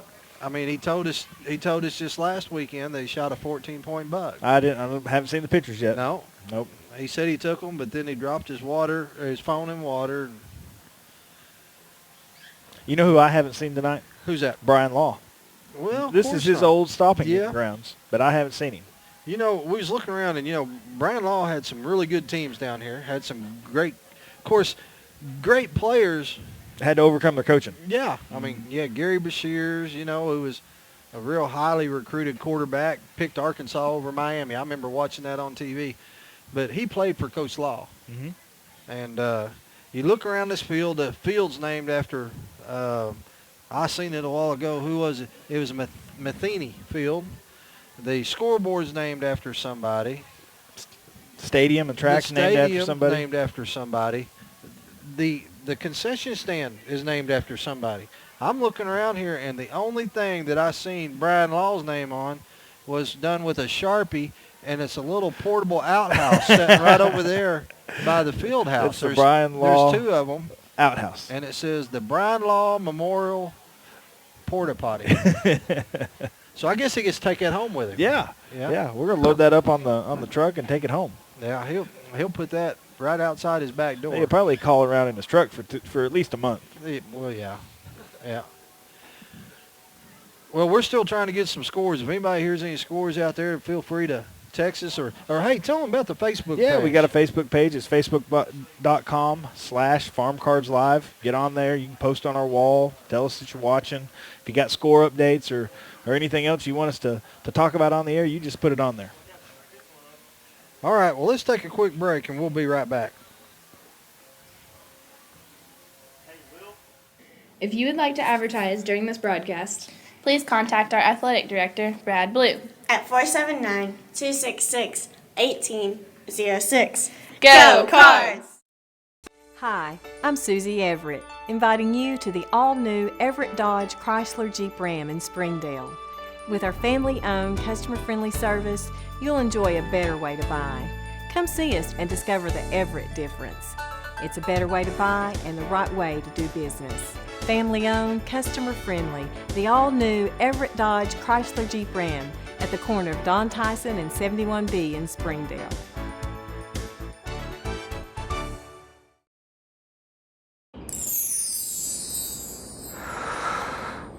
Sometimes the things we want to do aren't quite the things we end up doing.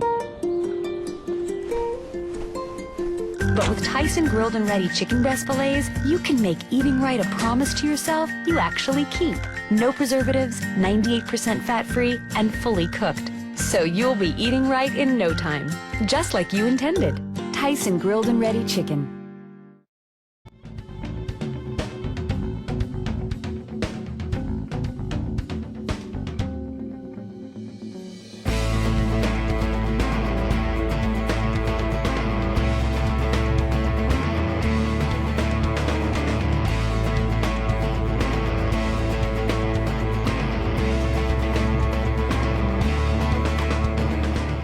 I'm Ben Hadley, here with senior wide receiver Michael Ingram. So, how are you, Mike?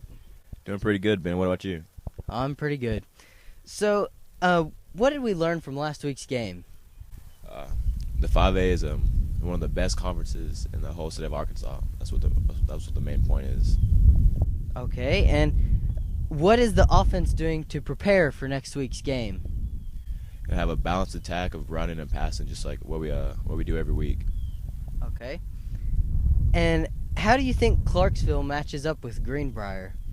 They're not as talented, but, it's the 5A, so you got to expect everyone's best because everyone can bring their best every game and have a shootout with you. All right. You got anything else to say, Michael? Ben, I like that bow tie and go Cards. Thank you. Back to the broadcast.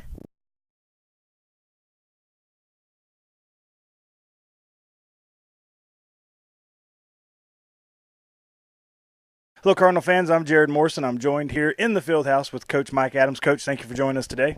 Thanks, Roy. It's always good to be here, Jared.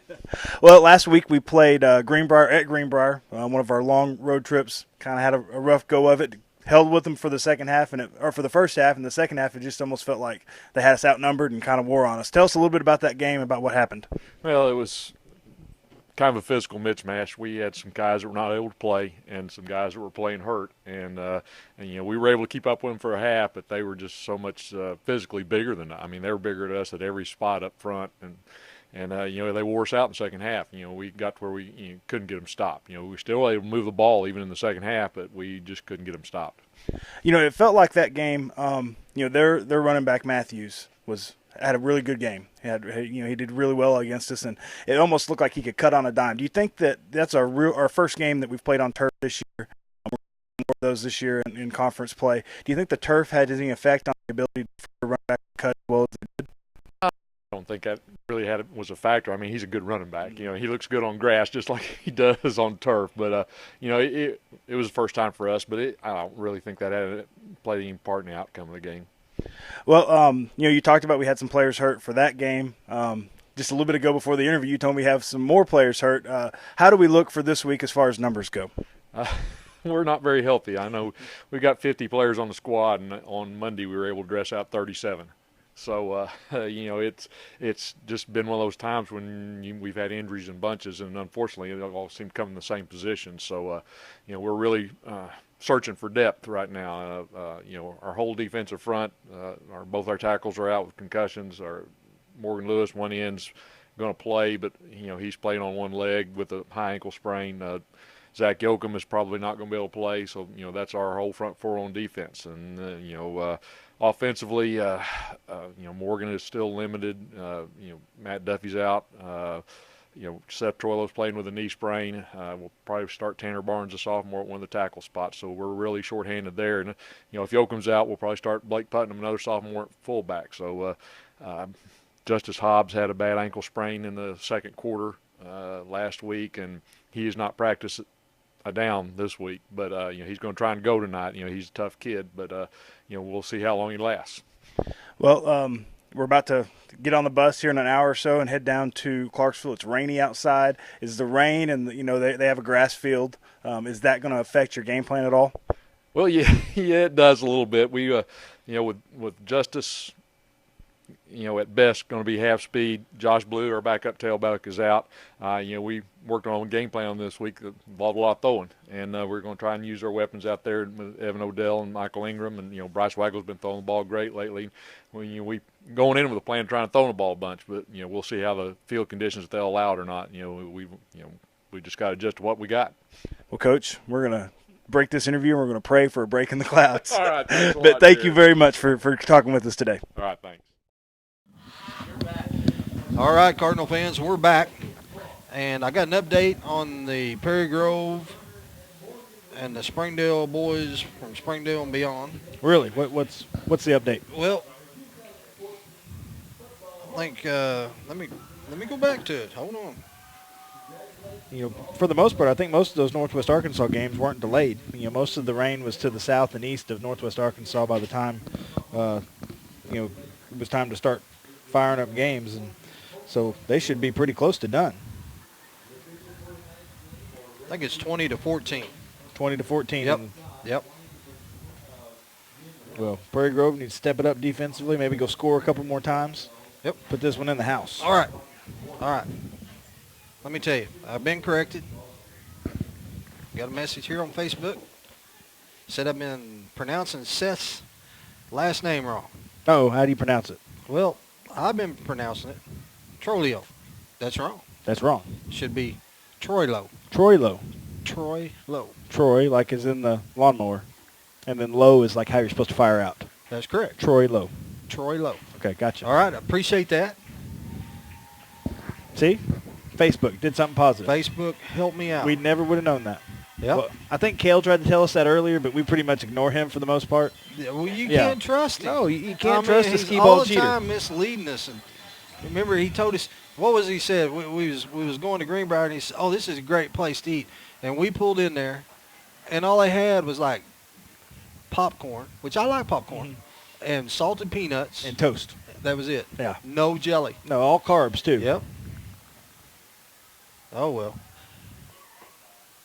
So we got about a minute left here in halftime, and then they'll start my favorite part of halftime when they do the extra 3 minutes warm-up. So I can hardly wait. I know. I look forward to it every week. Yep. Here comes the Redbirds out of the locker room, and I tell you, the rain has stopped, and now if it will stay stopped, look for the Redbirds to open it up a little more. I think you're right, Jeff. You know, Coach Adams, we just showed the player interview and the coach's interview again, mainly because we needed to fill some time. Even though there's no bands performing, there was nothing going on. They still put 20 minutes on the clock for half. And so we had a little time to fill, so we showed those interviews again. But Coach Adams talked about how they really kind of wanted to throw it around a little bit, give Justice Hobbs a little bit of a break, try to help us get a little bit better at pass blocking and give Bryce a little confidence. And hadn't had a chance that much in the first half. But I say that, but there towards the end of the second quarter, we really kind of opened it up, you know, our pass game. And that because when a team like Clarksville starts stacking the box, what do? Well, you start passing it, and that's exactly what we did. We adjusted to what they were giving us, and because of it, we're able to get that second touchdown. Well, you look, Redbirds had one touchdown removed from the board when Ingram went up over the defender, but they called pass interference. They marked that one off. So, you know, we've been able to move the ball some through the air, which you know, you and I kind of talked before we even went on the air that it is going to be extremely difficult to throw the ball. And with the field being wet, you kind of want that old mutter, that guy, that big old strong running back that doesn't rely too much on cutting. You know, now you'd never be that because you was that scat back type that liked to get to the corner, plant the foot, juke a few. Oh, yeah. Yeah, you was like Barry Sanders before Barry Sanders. Mm-hmm. Yeah, Barry Sanders, he patterned his game after me. Yeah, even though he's older than you. But he did. He patterned his game after you. There's rumors that while most of the Detroit Lions were in group meetings, he was in a room watching your junior high game films. That's right. Yeah. So, you know, everybody thinks that the Michael Jordan Be Like Mike thing, that was the first time. No. He had the shirt that said Be Like Jared. That's right. Be like the scat back. Be the scat. Yeah. So the rain looks like maybe it's gone for the night. I hope so. Well, I just looked at the radar, Jeff. Yep. And I think it has cleared. It's all gone southeast of us. I don't see anything stacked. You know, we haven't referred to Weatherman Will. He left us. Yep. And so we can't be 100% certain because, you know, he's always right. But it looks like from the radar that it has cleared off. That is excellent news. Yes, it is. But then again, when it's storming really bad, it always gets real quiet right before the tornado hits. That's true. That's true. But, you know, no cloud cover, no nothing, hopefully. How can you tell there's no cloud cover? Well, you know, they have that stuff. They have technology. They got those satellite pictures. Yeah, but that stuff's not right either. No, there's some cloud cover. But, you know, the wind has let down. There was quite a bit of wind right there towards the end of the first half, but that's really let up. So hopefully our camera lens will stay dry. We'll be able to pass the ball around and be a totally different half of football. During the halftime, we went down here in the Clarksville stands and put a mic up, so hopefully the fans at home will be able to hear the cowbells. Don't want anybody to be left out. You know, we would hate for anybody to miss that. Don't need anybody to miss that. Redbirds are going to be kicking off to start the second half. And it looks like the Redbirds are going to be kicking north to south, so it'll be left to right on your 92-inch big screen. Well, Jeff, looking at our stands, I'd say there's quite a few people at home watching right now. Our stands are pretty empty. I don't blame them. I don't either. Miserable night to be watching football sitting out in the rain. Saw a few snowflakes earlier. Just on the north end of the field, though. Yeah, on the north end, south end right over there in that corner is about 76 degrees. It's 33 up in the north end. Yeah. Gabe Sequici's guy getting ready to tee it up, and he pooch kicked one deep, so I couldn't tell you what he's got planned. I never know. Sometimes I don't know if Gabe knows what he's going to do. I think he just gets up there and he decides about a second step of his windup. He decides what he's going to do. He's got it teed up.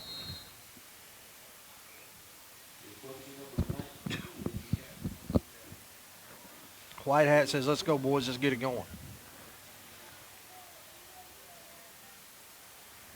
Pooch kick. They signaled a fair catch. The ball's on the ground, but they fall back on it. 2 Clarksville players signaled fair catch, and they ran into each other. And that's what you want to do. He placed that ball almost perfectly. I would like a little bit more height on it, but he put it right between those 2 receivers, made them, made the two Clarksville players kind of fight over the ball, and that's what you want to do. You want some indecision and some uncertainty there on that kickoff return, and that's what we got.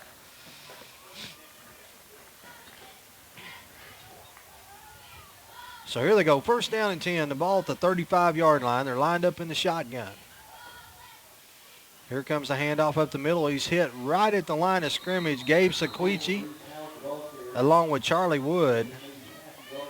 Gabe Sequici did a great job there of playing that defensive end technique. We just got 3 down linemen, so Gabe attacked that outside shoulder and got some push, and then when the running back tried to cut it back, he was right there to wrap him up and hold him up. Perry Grove 20. The boys from way far off, 19. 5:20 left to go in the 4th quarter. PG's got the ball. PG needs to drive it down, take lots of time off the clock, and score. Then onside kick. And score again. Here comes the trap play, and that time we stayed at home. Great play there. I believe that's going to be Pettigrew. Pettigrew getting up off the bottom of the pile along with Stephen Paya. The best way to defend against that little double handoff fake. Tackle both of them. That's exactly right. You just tackle both of them. It doesn't matter who has it, just tackle both. And we did that. Yeah. So sometimes you got to tackle the quarterback because sometimes he keeps it. 3rd down and 11. Lined up in the shotgun, 3 receivers to the far side. They hadn't thrown the ball down the field. All their passes, they thrown one downfield pass. Ingram knocked it down. Everything else has been in the flats. And well, there for a little bit, we only had 5 people in the box. So. Here comes the wheel wrap. And Ingram. Oh, come on. Wow. That's bad. That was uncatchable. They are going that ball was thrown short. It was uncatchable. They're going to get Ingram with an arm bar. That's not a very good call. Wow. Okay.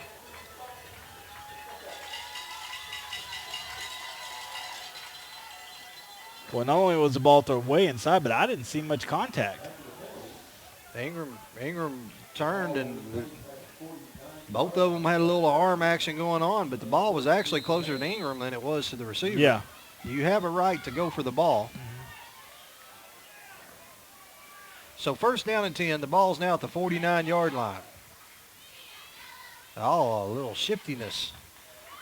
And it didn't work. No.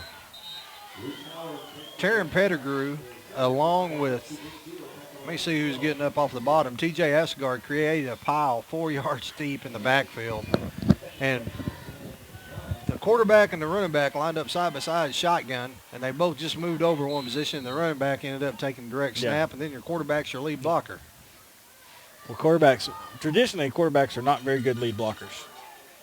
Now, that quarterback from Greenbrier last week, he probably would have been a pretty good lead blocker. He looked more like a fullback. Here comes an I formation, and Charlie Wood's going to hold on and tackle him after a gain of about a yard, and that's where old Charlie just reached as he went by and just grabbed a hold of his waist and just held on. Jeff, this is the first time in this game that Clarksville has advanced the ball past the 50-yard line. Well, Clarksville didn't actually do that. They didn't? Nope. That penalty did that. That's true. The phantom that's penalty true. The phantom did that. pass interference. You're right. Yep. So really, we got to take like 15 yards off. They're really on like the 37 right now. That is correct. So here they are lined up in the shotgun, waiting to see what flag we get thrown on us on this play. Bringing a corner off the edge right into that. Great job there by Stephen Paya. And Michael Ingram says, you throw a flag on me, I'm going to run over you. Ingram smoked the official that works in the middle of the field, the back judge. Ingram takes off pursuing the ball and smokes it. And you look at him, he's covered in mud. He's going to have his head on a swivel from here on out. Yes. We brought an outside linebacker there off the edge right into that. Great call by Coach Harper. Called the blitz right into the play. Was able to get a loss. 4th down, and Clarksville's lined up to punt, and they're going to go for it. And that pass is incomplete. And he started to throw a flag, and then he pulled it off. Did you see him? Yeah. He reached for his flag. He's like, no. I ain't going to do You it. can make contact for the first 5 yards. That was clean. And look at this. Look at the coach. He's followed him all the way out to the hash marks.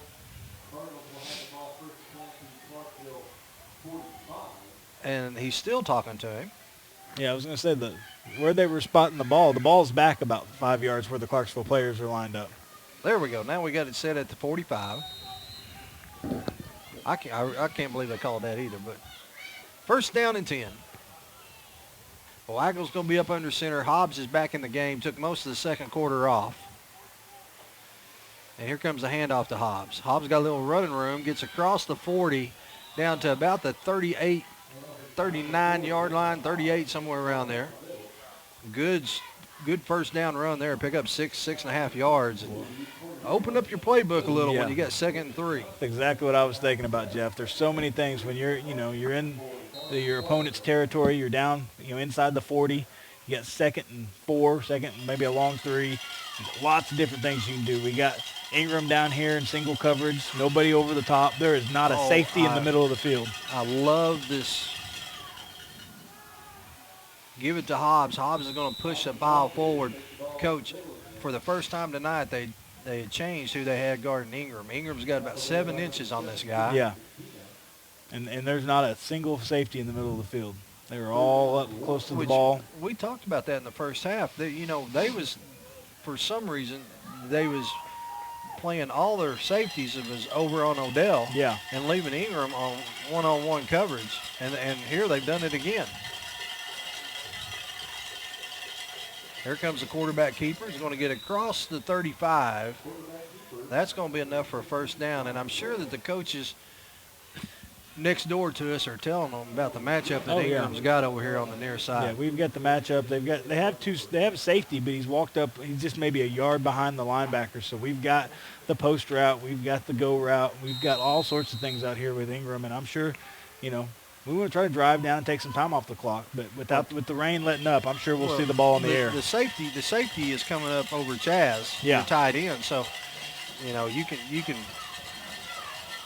Here comes the handoff to Hobbs. They can run a quarter blitz, and here goes Hobbs. He's at the 25 to 20. Oh, that's bad, Jeff. And they are going to call the. I don't know what they're calling. I don't know if it's a hold or a block in the back, but right on our sidelines. But our coaches next door are going crazy. Yeah, it wasn't a very good call. It was a touch block. Whether they call it a hold or a block in the back, it was just a touch.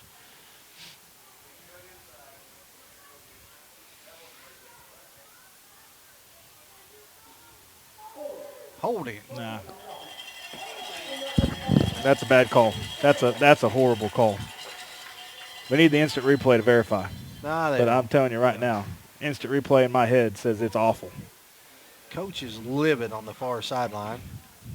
And I tell you, I just wish they'd throw a flag now on our coaches, because I would like to talk about their coach following the referee all the way out past the hash mark. Yep. Yeah, that was right there on our sideline, right in front of our coaches. They had a better view of it than the official who threw the flag. Well, a race is a good run, and it actually makes it 1st down and 8. Here comes the handoff. Got Sutton pull guard, and he gets in behind Sutton and cuts it back at the 25. He's at the 20. He's giving about 4 of them a piggyback ride. They still hadn't got him down, and now they finally throw him down way after the whistle. So it's going to be a pickup of about 14 yards, and I think they may have made Hobbs mad. Yeah. He's like, I scored on that play. Here, you take it away from me. He got in Hayden Sutton's back pocket there, and they had one defender slipping behind and try to tackle him, but Hobbs just said, jump on, I'll give you a ride.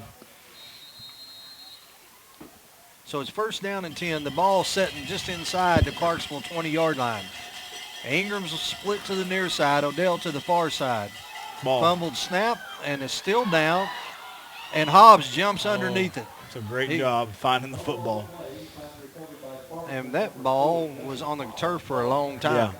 Yeah, at one point we didn't even realize, we had people standing around. It was right between the legs. They didn't even realize it. A Clarksville player come in and tried to scoop and score, and he missed it. So that's going to move the ball back to the 26-yard line. They'll make it 2nd down and 16. Here we should have 6 points on the board from this, and got called back on a phantom holding call. Now it's 2nd and forever. 2nd and 16. Charlie Wood, Hayden Sutton, Morgan Lewis. Waggles in the shotgun, getting a little pressure, and is going to be brought down at the 35-yard line. We had Ingram up the middle. He was open. We just didn't have enough protection to get it to him.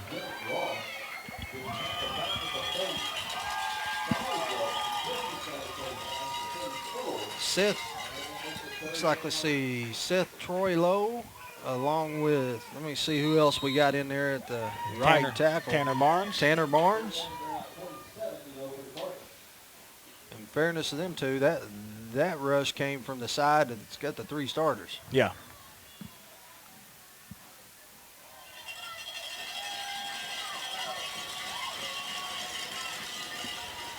Chaz Turner, Michael Ingram split to the far We're side. 2 seconds left. We're going to have to call timeout. There's the delay game. There's the delay of game. So that's going to back it up 5 more yards. That'll take it back to the 40. So now it's going to be 3rd down and 30. Took a little bit of time getting that play off the sideline, and then we got misaligned, and that was it. When you're a little late getting the play in, and then one person doesn't line up correctly, it's almost a goner. Well, Bryce is running all the way over to the sidelines in between plays and drying his hands off and getting the play and coming in. Now, the play clock is down to 15, and the Redbirds are breaking the huddle.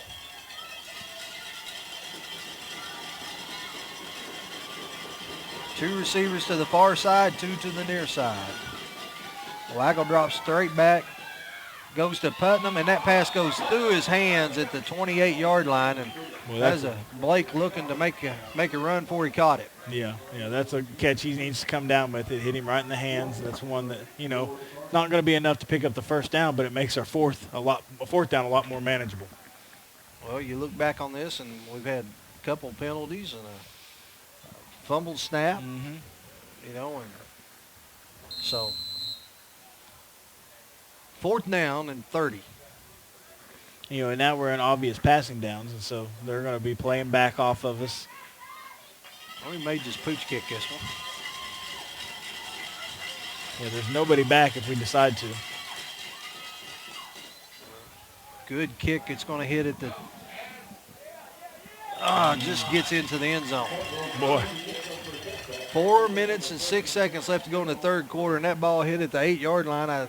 The way it was spinning, I thought it was going to die. Probably on dry grass, it probably would have. Yeah, Waggle's doing a great job. The 2 of those he's kicked like that, he's put them in perfect spots. We just haven't been down there to stop them. And part of that is because we're running in water. The rain has gone away. The wind's died down, and Clarksville going to set up 1st down and 10 on their 20. Playing nose guard for the Redbirds is Nick Jones. Pettigrew's the defensive end. Gabe Sequici, the other defensive end. They just tackled Gabe Sequici. They grabbed him by the shoulder pads and threw him down. Yeah, they missed and that right one. in front of this official, and tried to throw the screen pass. Wow. Redbirds not getting many breaks on the road. No, it's 2 weeks in a row, Jeff, that we've had some calls not go our way. Gabe was, of course, the defender letting him go because he's on a screen pass. The guy just reached up and grabbed him by the shoulder pad.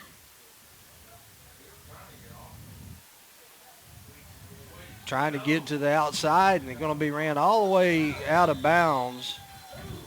And may have picked up a yard, maybe 2, but it's going to make it 3rd down and about 4 from the 26-yard line. They're going to say he's at the 27.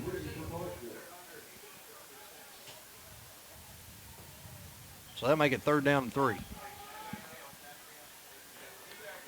Redbird defense played well tonight. They have. They've played really well. They've adjusted well to the different things that Clarksville's thrown at them. Clarksville's done it. They've changed it up quite a bit. They've run some inside run. They've run some short passes. They don't really have a long pass game that we've seen so far. But look, watch for the screen coming this way or the long count to try to get us jump off sides. Here comes there they did the quarterback lead block play again and picked up about a yard. But, Jeff, what confuses me on that play is why would you not just snap it and have the running back come across and take the snap while he's moving? Just snap it and have him come across and take it and go instead of shifting over. Sometimes you try to get fancy and you don't need to. Yeah. It's 4th down and 1. The ball's sitting at the 29-yard line. I imagine they're going to go for it. Yeah, going to have to watch, make sure we don't jump off sides here. Play smart, watch the ball. They're bringing in an extra lineman.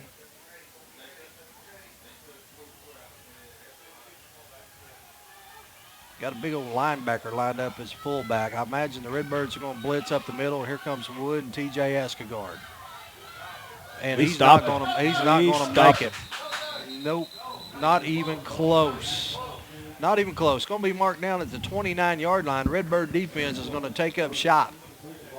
Yeah, Clarksville kind of telegraphed what they were going to do. They lined up and sent a new guy in. Our coaches over here yelling, hey, they got a big linebacker in. They're coming up the middle. So we adjusted to it. And great job getting stopped. Well, I tell you what, they sent in Hayden Sutton, and I think Morgan Lewis come in. So put a little beef on the defensive line that time. And, boy, you're talking about getting some push. 2 minutes, 28 seconds left to go in the third quarter. Boy, I'd like to see it. We need to get some points on the board this quarter, Jeff. We got the ball this deep in their territory. We got to get some points on the board. Ingram's lined up to the near side. Now here we go, trading places. Ingram's going to go to the far side. Turner's going to come split to the side. Here comes the handoff to Putnam. The ball is on the ground. Hobbs makes the recovery.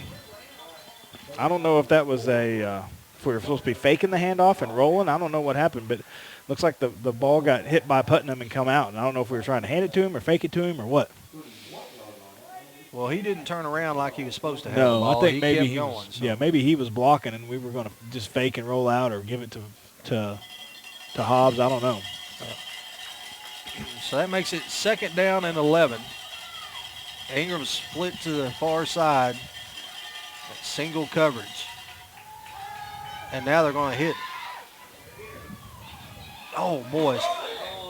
Had Turner on the wheel route. The defender fell down, and we overthrew it. Yeah, and I don't know if Turner ever saw the football.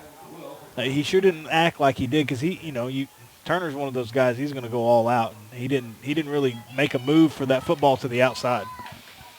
So that makes it 3rd down and 12. Defense holds them on downs. You need to get something here. Waggle got hammered as he let go of the ball.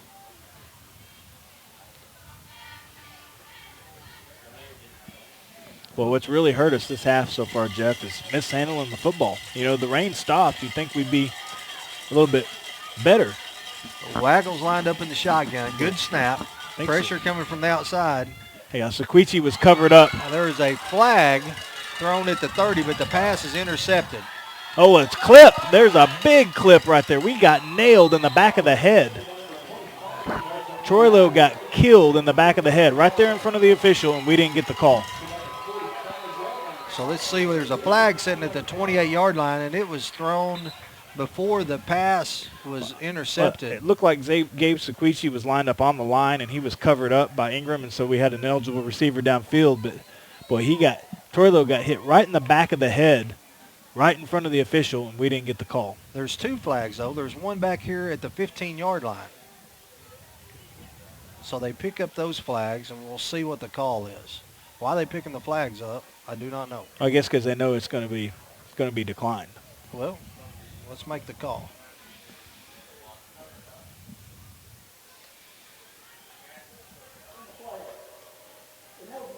Yeah, it's Chaz Turner. I'm sorry, not Gabe Sequici. It was Chaz Turner was covered up. He was supposed to be back off the line, and he was up on the line. And so in order to go out for a pass, you either have to be the end man on the line of scrimmage or you have to be off.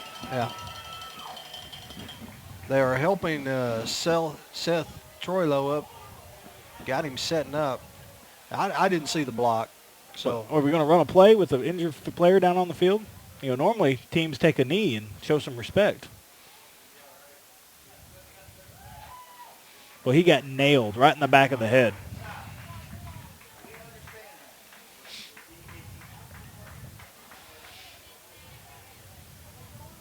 Seth is up walking toward the sidelines. So across the front, Pettigrew will be one defensive end. Gabe Sequici will be the other. Nick Jones will be your nose guard. TJ Escagard, Charlie Wood, Walker Davis, Stephen Pye is your linebackers. Cody Lero, Josh Williams, Michael Ingram, and Chaz Turner rounds out your secondary. Here they are in the shotgun. Pye is showing blitz off a corner.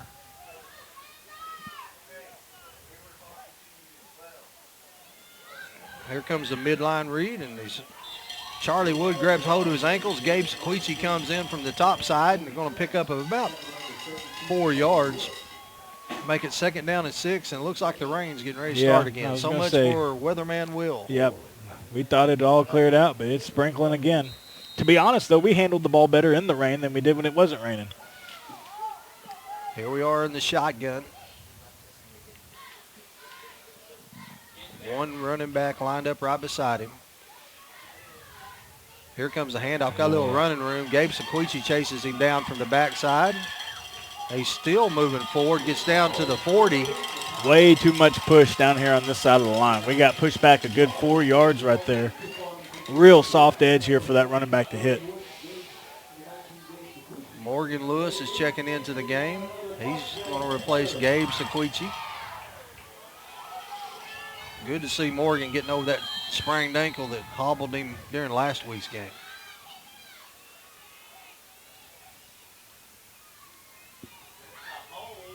Well, that time there was no push on this side because Morgan Lewis had 2 linemen 5 yards deep in the backfield on their back. Yeah, he got some push right there that time. It was a good job. Set a hard corner there, made the running back cut it back. I think we got held on the backside. Looked like we got tackled over there. Can't tell who that is. Can't read the number. Taryn Pettigrew is your defensive end on the far side. Yeah, it was Taryn, I'm pretty sure. 2nd down and 5. The ball just inside the Cardinal 35-yard line. Same play. This time Pettigrew is going to clean it up. Nice, TJ Escagard. Yeah, it looks like that's going to be the quarter, but we did a good job across the defensive front there of just going down and making a pile and making the running back bounce, and then TJ Escagard cleaned it up. So at the end of the 3rd quarter, Redbirds up 14-0. We'll take a quick break and be right back.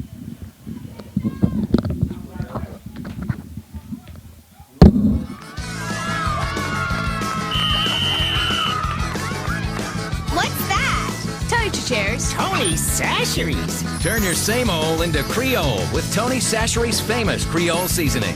It brings out the flavor of any food. Use it instead of salt and pepper. Here, Mom. It's Tony Chacharoos. Tony Sacheries. Whoa! Tony Sacheries' famous Creole seasoning makes everything taste great. Williams Tractor is a proud supporter of Farmington High School, academics, and athletics, and wishes all Farmington teams a successful season. Williams Tractor carries over 120 different lines of equipment and knows that tradition is as important on the field as it is in serving our customers. Good luck to all competitors and coaches. Williams Tractor would like to thank Farmington and the surrounding community. All right, here we go. Start of the 4th quarter. Coach, they've ran the same play about 5 times in a row. Yeah, and so far we really, we've stopped it somewhat, but they've picked up positive yardage every time. Well, there's a flag on the plays. They completed out here. I think he stepped out of bounds. This guy over here is not going to call it. Did we finally get the cut block? I think that our coaches have been yelling that they're cutting us outside the tackle box, but you can't do that. You can't dive at a defender's legs outside the tackle box. Looks like this official here was giving the old punch signal like he was giving him the business. Giving him the business. Let's see what the call is.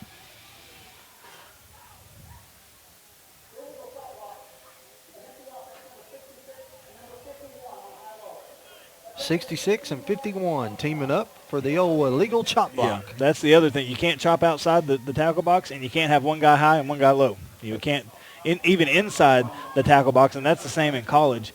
You can't have one guy hit high and one guy chop. Can't do it in the pros either. Nope. That goes all the way through. Now, in the Yeah, pros and yeah. college, you can cut anywhere on the field as long as it's just one guy going low on a defender. Yeah. Well, here we go. 3rd down and 20. See if the Redbirds can get some pressure. Hayden Sutton, Morgan Lewis, and Taryn Pettigrew across the front. And we do get pressure, and they're going to try to pick on Ingram. And that pass is complete over Ingram and is going to be brought down at about the 5-yard line. Ingram was in great position. Yeah, he was. I just think he was late seeing where the football was, and the ball was well thrown up high over that you got to throw that ball pretty high to get it over Ingram's reach. And he just had a little bit of delay finding where the ball was. If he would have been a little bit quicker to spot it, I think he had a chance of actually coming down with it. Well, Walker Davis checks into the game as he come by. The boy caught it. He's talking trash to Davis. Davis wasn't even in on the play. No, pointing it out now. Here comes a handoff, and he's going to be tackled in the backfield. T.J. Escagard, I believe, was in on the tackle. His jersey's kind of dark, isn't it? Jersey's got a little muddy, hard to read. Yeah. I think it's back at about the 9-yard line. I can't hardly see. So it's 2nd down and goal. The ball set at the 9-yard line.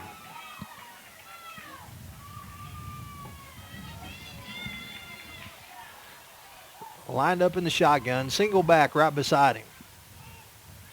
Here comes the quick pass to the flats. That pass is picked off. Here goes Chaz. He's at the 40, the 50, the 40. Now just don't do anything the 30, stupid. The 10. Touchdown.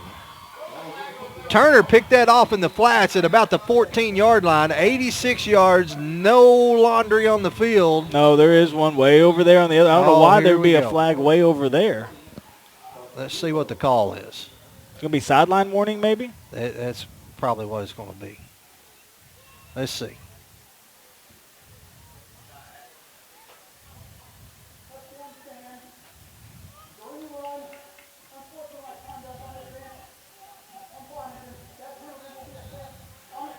Unsportsmanlike conduct on the bench. Don't believe I've seen that one called. Yeah, I don't think I have either. Yeah. We were celebrating too much. We were running down the field. Well, I'll tell you what happened was the official thought that if he threw that, the touchdown wouldn't count. Yeah. Actually, he didn't want to run all the way down the field, and so he threw a flag. That way he could just jog. So it'll be a 15-yard penalty on the kickoff, but that puts the Redbirds up 20-0. 10 minutes and 30 seconds left in the 4th quarter. Well, that's what the Redbirds needed. Yeah, we did. We needed a stop there. They were kind of getting a little push on us. We weren't able to pick up points the last 2 times we've been deep in Clarksville territory, and so good job defense there picking up those points for us. Handoff to Hobbs. He goes up the middle. 2-point conversion is good. So that's going to make it 22-0, and we'll take a quick break and be right back.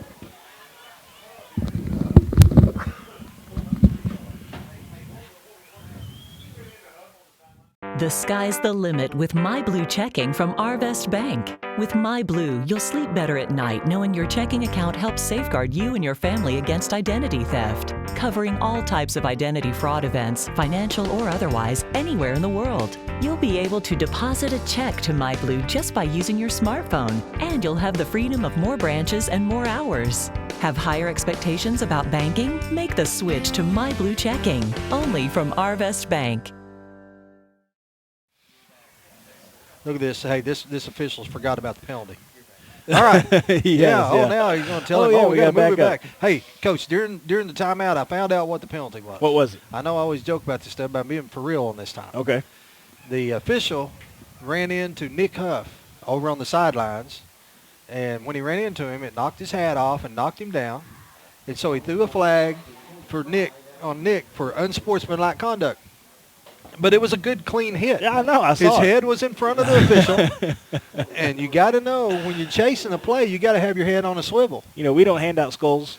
You Yep. know, we don't hand out, stickers for the back of their helmets, but I think Nick Huff deserves one on that play. Well, after seeing some of the flags he's thrown, I want Nick to hit him again.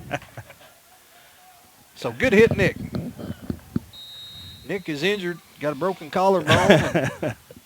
He gets the lick of the week. That's right. Over there on the sidelines in street clothes. Gabe, high pooch kick signal, fair catch at the 45-yard line.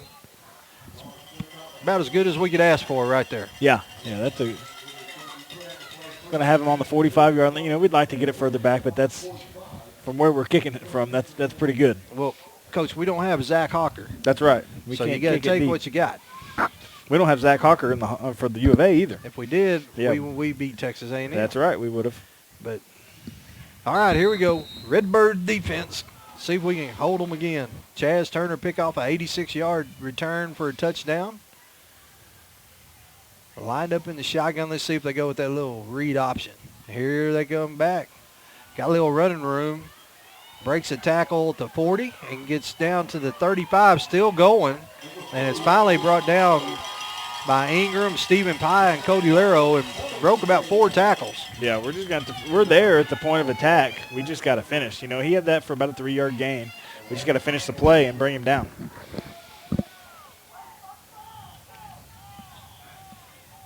Well, so far they've found him a little something, and they ran the same play probably 8 times this half. They keep on handing it off to Levi Patterson. Patterson getting tired, got his hands on his hips. Well, there for a little bit, I didn't think they were going to have enough men on the line of scrimmage, but they walk one up outside here. Redbird's showing blitz with Charlie Wood. Now we're backing off. Maybe we'll change it up.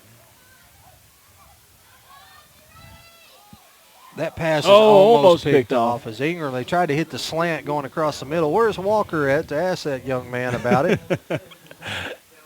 The same young man that was talking to Walker earlier couldn't hold on to that one.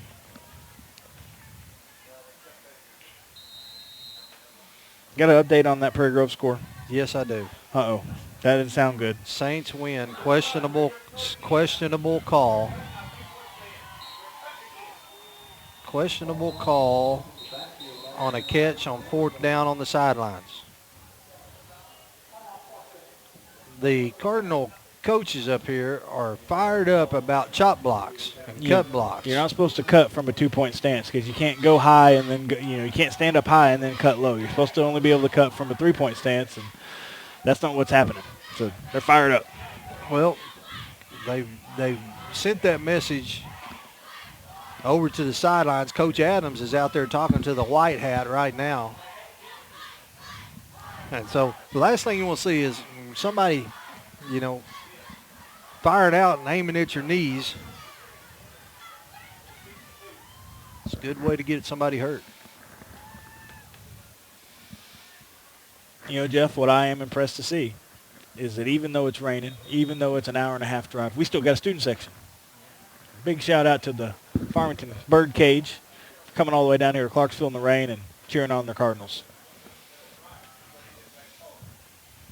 Somebody at home sent me a message, and I didn't see it, talking about when the Clarksville coach went way out on the field, said that coach is out on the field farther than Harper.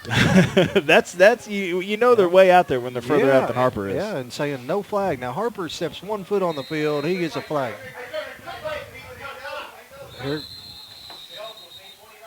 Here they go. They thought they was going to run a trick play. Coach is up here calling it, so they called timeout real quick. So we'll take a quick break, and we'll be right back.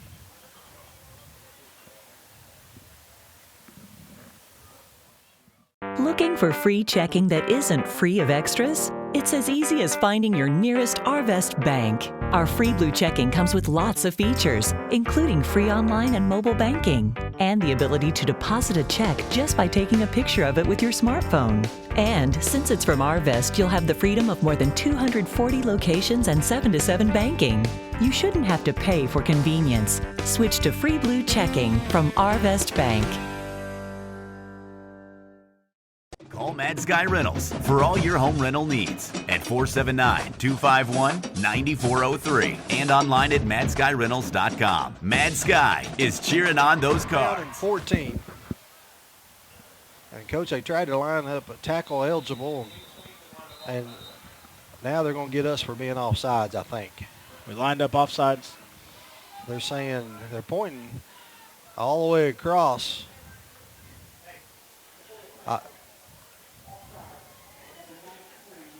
Gabe lined up in the neutral zone. Lined up in the neutral zone.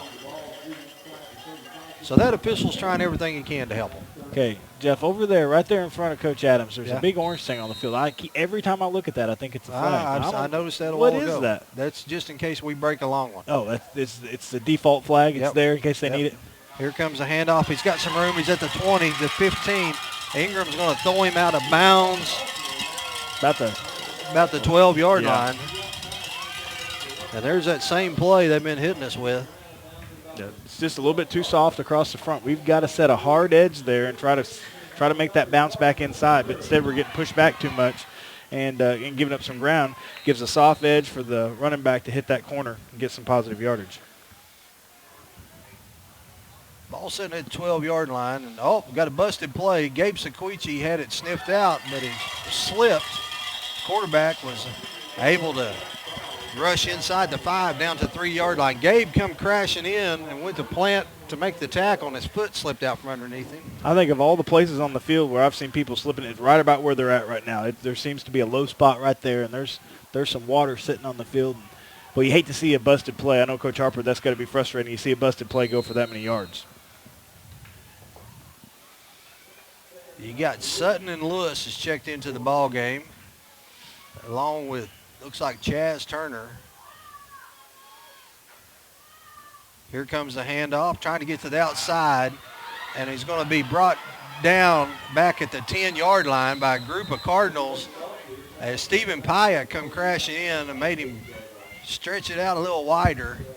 You know, they get back in the shotgun and they run that read option, that give up off the edge, and they get positive yards, they get positive yards, they get positive yards. They get down here close and they go in the eye, and what happens? They go backwards. I don't know why. If something's working, stick with it.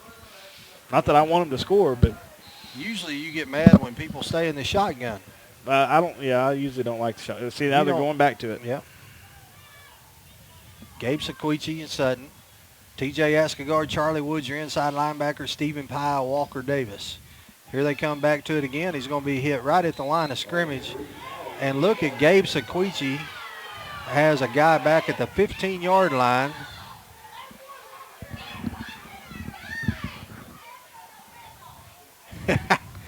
Had him on his backside. Did he? I didn't see it. He had him back on his backside back at the 15-yard line.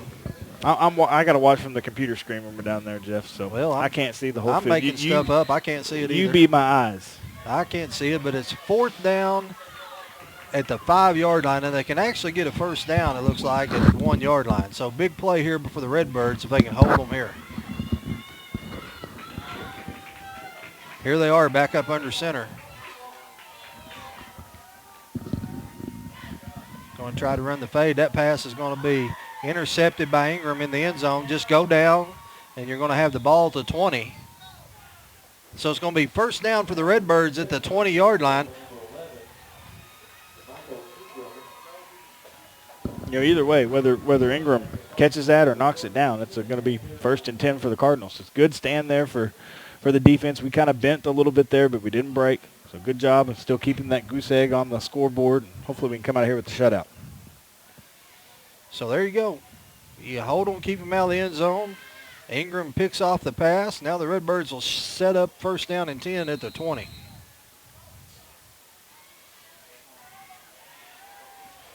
Big O's checked into the line.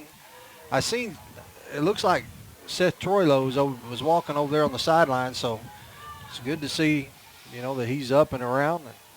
Waggle's going to go up under center. Here comes a handoff to fullback. Putnam's got some room. He's across the 20, up over the 25 to about the 27, 28-yard line.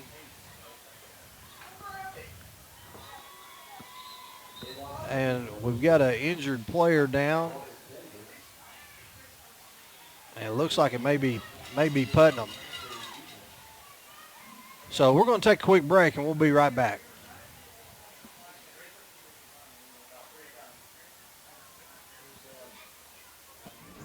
Farmington Schools is currently seeking both full-time and substitute bus drivers. If you or someone you know has their commercial driver's license or would like more information on getting theirs, please contact Transportation Director Jim Hendricks at 479-267-6023. That's 479-267-6023. Farmington Schools is a better way to drive. Farmington Schools would like to thank Trinity Rehabilitation and Melinda Day for providing athletic training services that keep our Farmington athletes safe and in the game. Trinity has clinics in Fayetteville, Springdale, and Bella Vista. If you need outpatient physical therapy, please contact Trinity at 521-232. Not a cloud in sight. I hope it doesn't rain today. Not a cloud in sight. I really hope it doesn't rain today. Code red. Thunderstorms? Flash floods? Possible tornado? Guess I better not go out today. Oh man, it's really raining. Hope I can make it through the storm. It's raining pretty hard. Good thing I stayed home today. Sign up for Code Red at the Farmington website or download the app. It could save your life. All right, Cardinals, we're back. I got Blake up. He's walking to the sidelines. He was looking at his ankle. And we have had a rash of ankle injuries over the last 3 weeks. We have. You know, you got Yoakum, Evan Yoakum. He's over on the sidelines, and Jim Shorts in a walking boot with an ankle injury. You had Morgan Lewis. You got Hobbs. And, so ankle bugs biting us. Here comes the blitz, a handoff to Hobbs. Hobbs lowers his shoulder, gets across the 30 up to the 33-yard line. That's going to be enough for a first down. Hey, Jeff, I got some scores. Lay it on me. We got Morrilton 21, Harrison 17. That's at halftime. Wow. That's one of the two teams we're going to play here in the next few weeks. Let's see what else. We got Greenbrier 6, Maumelle 13. That's in the second quarter. Maumelle's another team we haven't played yet. And Little Rock Christian. I'm looking for that game. Little Rock Christian Bologna? Yep, Little Rock Christian Bologna. No score reported as of yet. Do have like you said earlier, Prairie Grove falls to Shiloh 27-20, and that's late play in the fourth quarter to get the Saints the win. Hobbs takes the handoff, tries to get across around the right end, is going to pick up about a yard. Sutton out there lead blocking for him. Going to give him a yard and a half. We'll call it second down and 9.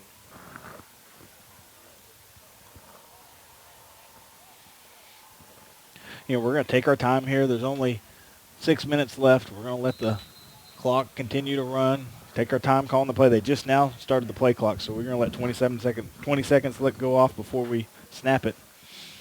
Hopefully we can just pick up a few first downs and put this one in the books. Load up and head back over the mountain. Right. Walker Davis is the lone tailback. Hobbs in the slot. Here comes the handoff to Davis. He jitters at the 35. And now is going to get up to about the 35 to the 37-yard line. And the coaches next door was hollering about something. I couldn't make out what it was. Walker gets past that initial line of scrimmage, and he gets to the second level. Yeah. And if he would have just kept going on his path, I think he would have picked up the first down. But he cut to the outside and ended up cutting right into a Clarksville defender. But if he just stays on his path, there's some green grass in front of him. You talk about north-south runners, and there we ran a little east-west. Third down and 7.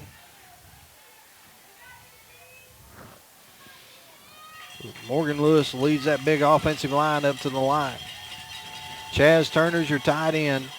Ingrams and Hobbs are lined up in the bunch package. Fakes a handoff. He got Turner right open. Complete at the 45. Up across the 50. Cuts back into the 45. Gets all the way down to about the 43, 42-yard line. Hobbs had them in the bunch package over here. Hobbs ran the little 10 and across the middle in behind the linebackers wide open. Nice throw and catch there from the Waggle quarterback to Turner, the tight end. It was a good play action there. Got all the motion coming back towards us and then rolling it back around the other way. Good play call, too. It was wide open. Good pass. Lots of good things in that play. First down and 10. Redbirds got it at the 42-yard line.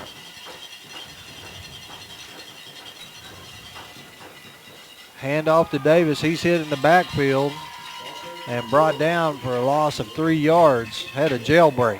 Yeah, let some people go there to miss some blocking assignments. Don't know if it was bad communication or didn't pick up the blitz. But definitely some missed blocks across the front for that play. So that's going to make it second down and 14. 22-0 Redbirds.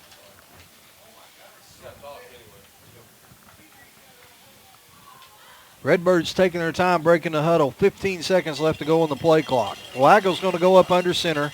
Hobbs is going to line up in the slot. Out here with Odell.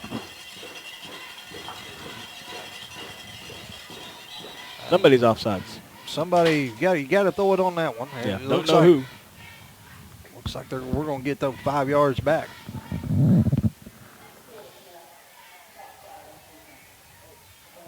Well, there for a second, we had a receiver up top, Jeff, that moved, but I think he moved after the encroachment had taken place. I was worried they might have thrown that on us.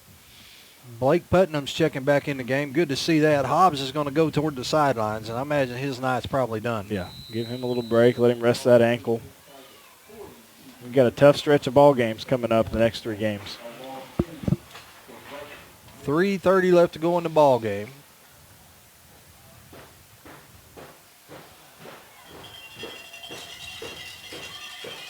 Hey, Jeff, I'd say on the way home we don't play any music and we don't talk. We just go back quiet. Yes, I'm tired of the cowbells. Here's the handoff to Davis. He is hit at the line of scrimmage, spins off, gets all the way down to the 35-yard line. That's going to make it 3rd down and a very manageable 3.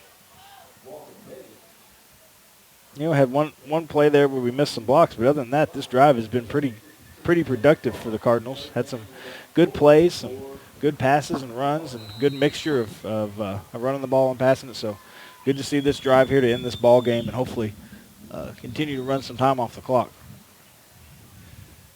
Redbirds taking their time. Odell's going to come split to the near side. Waggles up under center. He's watching that clock. Gets it down inside 5 and fakes the handoff. Now he's got Odell wide open, but he hits Putnam underneath at the 30. He's at the 20. Oh, my. He lowers his shoulder at the 15. Well, it was a collision there for both of them. 36 on 36. They both got up with the, they both, got rung a little bit there. Let me tell you, Putnam gets up. He's jogging back to the huddle. Yeah. Their boy got up, and now he's got his hands on his knees. Putnam hammered him. I think Putnam was the one who picked up a pretty critical 4th down at Prairie Grove, and he lowered his shoulder on one of the Prairie Grove defenders, and same type of thing happened, only he got picked up that play. I said Odell was open, and he was. He's back behind him. Bryce, I said Josh. Bryce took the under route. They're both open. Hey, they're showing blitz here. Let's see what the Redbirds do. Here comes the toss. Davis cuts it back in. He's going to pick up positive yards. Putnam did a good job getting his guy turned and blocked out, gave Davis a little running room there and turned to what looked like no gain. They had walked all their linebackers up in the box blitz and brought a corner off the backside. So running against 9 there. Don't know if we called that toss or if that was a check at the line, but either way, that's a good play into that blitz. Get the ball out of the box and run it on the edge if they're blitzing inside. So it's 2nd down and 8. The ball set at about the 13-yard line. Redbirds can pick up a 1st down. Waggles up under center.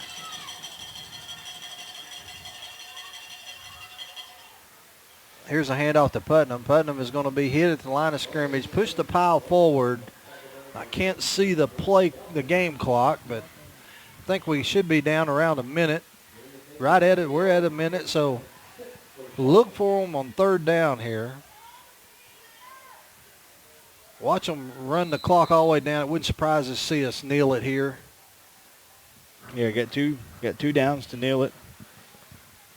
Run the clock all the way down. Be close to 30 seconds left. Yeah, I think if we kneel it right here, we'll be able to end the ball game on the next play. Waggles up under center. Here's the handoff to Davis. Davis is going to be hit in the backfield, breaks 1 tackle, and now is going to be brought back down all the way at the 20-yard line. And that's going to be the ball game. So the Redbirds are going to go on the road, get their first 5A conference win, 22-0. And, Coach, it's been a long night. It has. With the weather delay. We get to play at home next week. Yes. All right. We're at home next week. Redbirds win 22-0. Coach, you got anything? I said I'm ready to go home. All right. Well, Cardinal fans, we will see you next week from Al Holland Field in Farmington. And hope everybody has a good weekend. Let's end it with this. Go Hogs.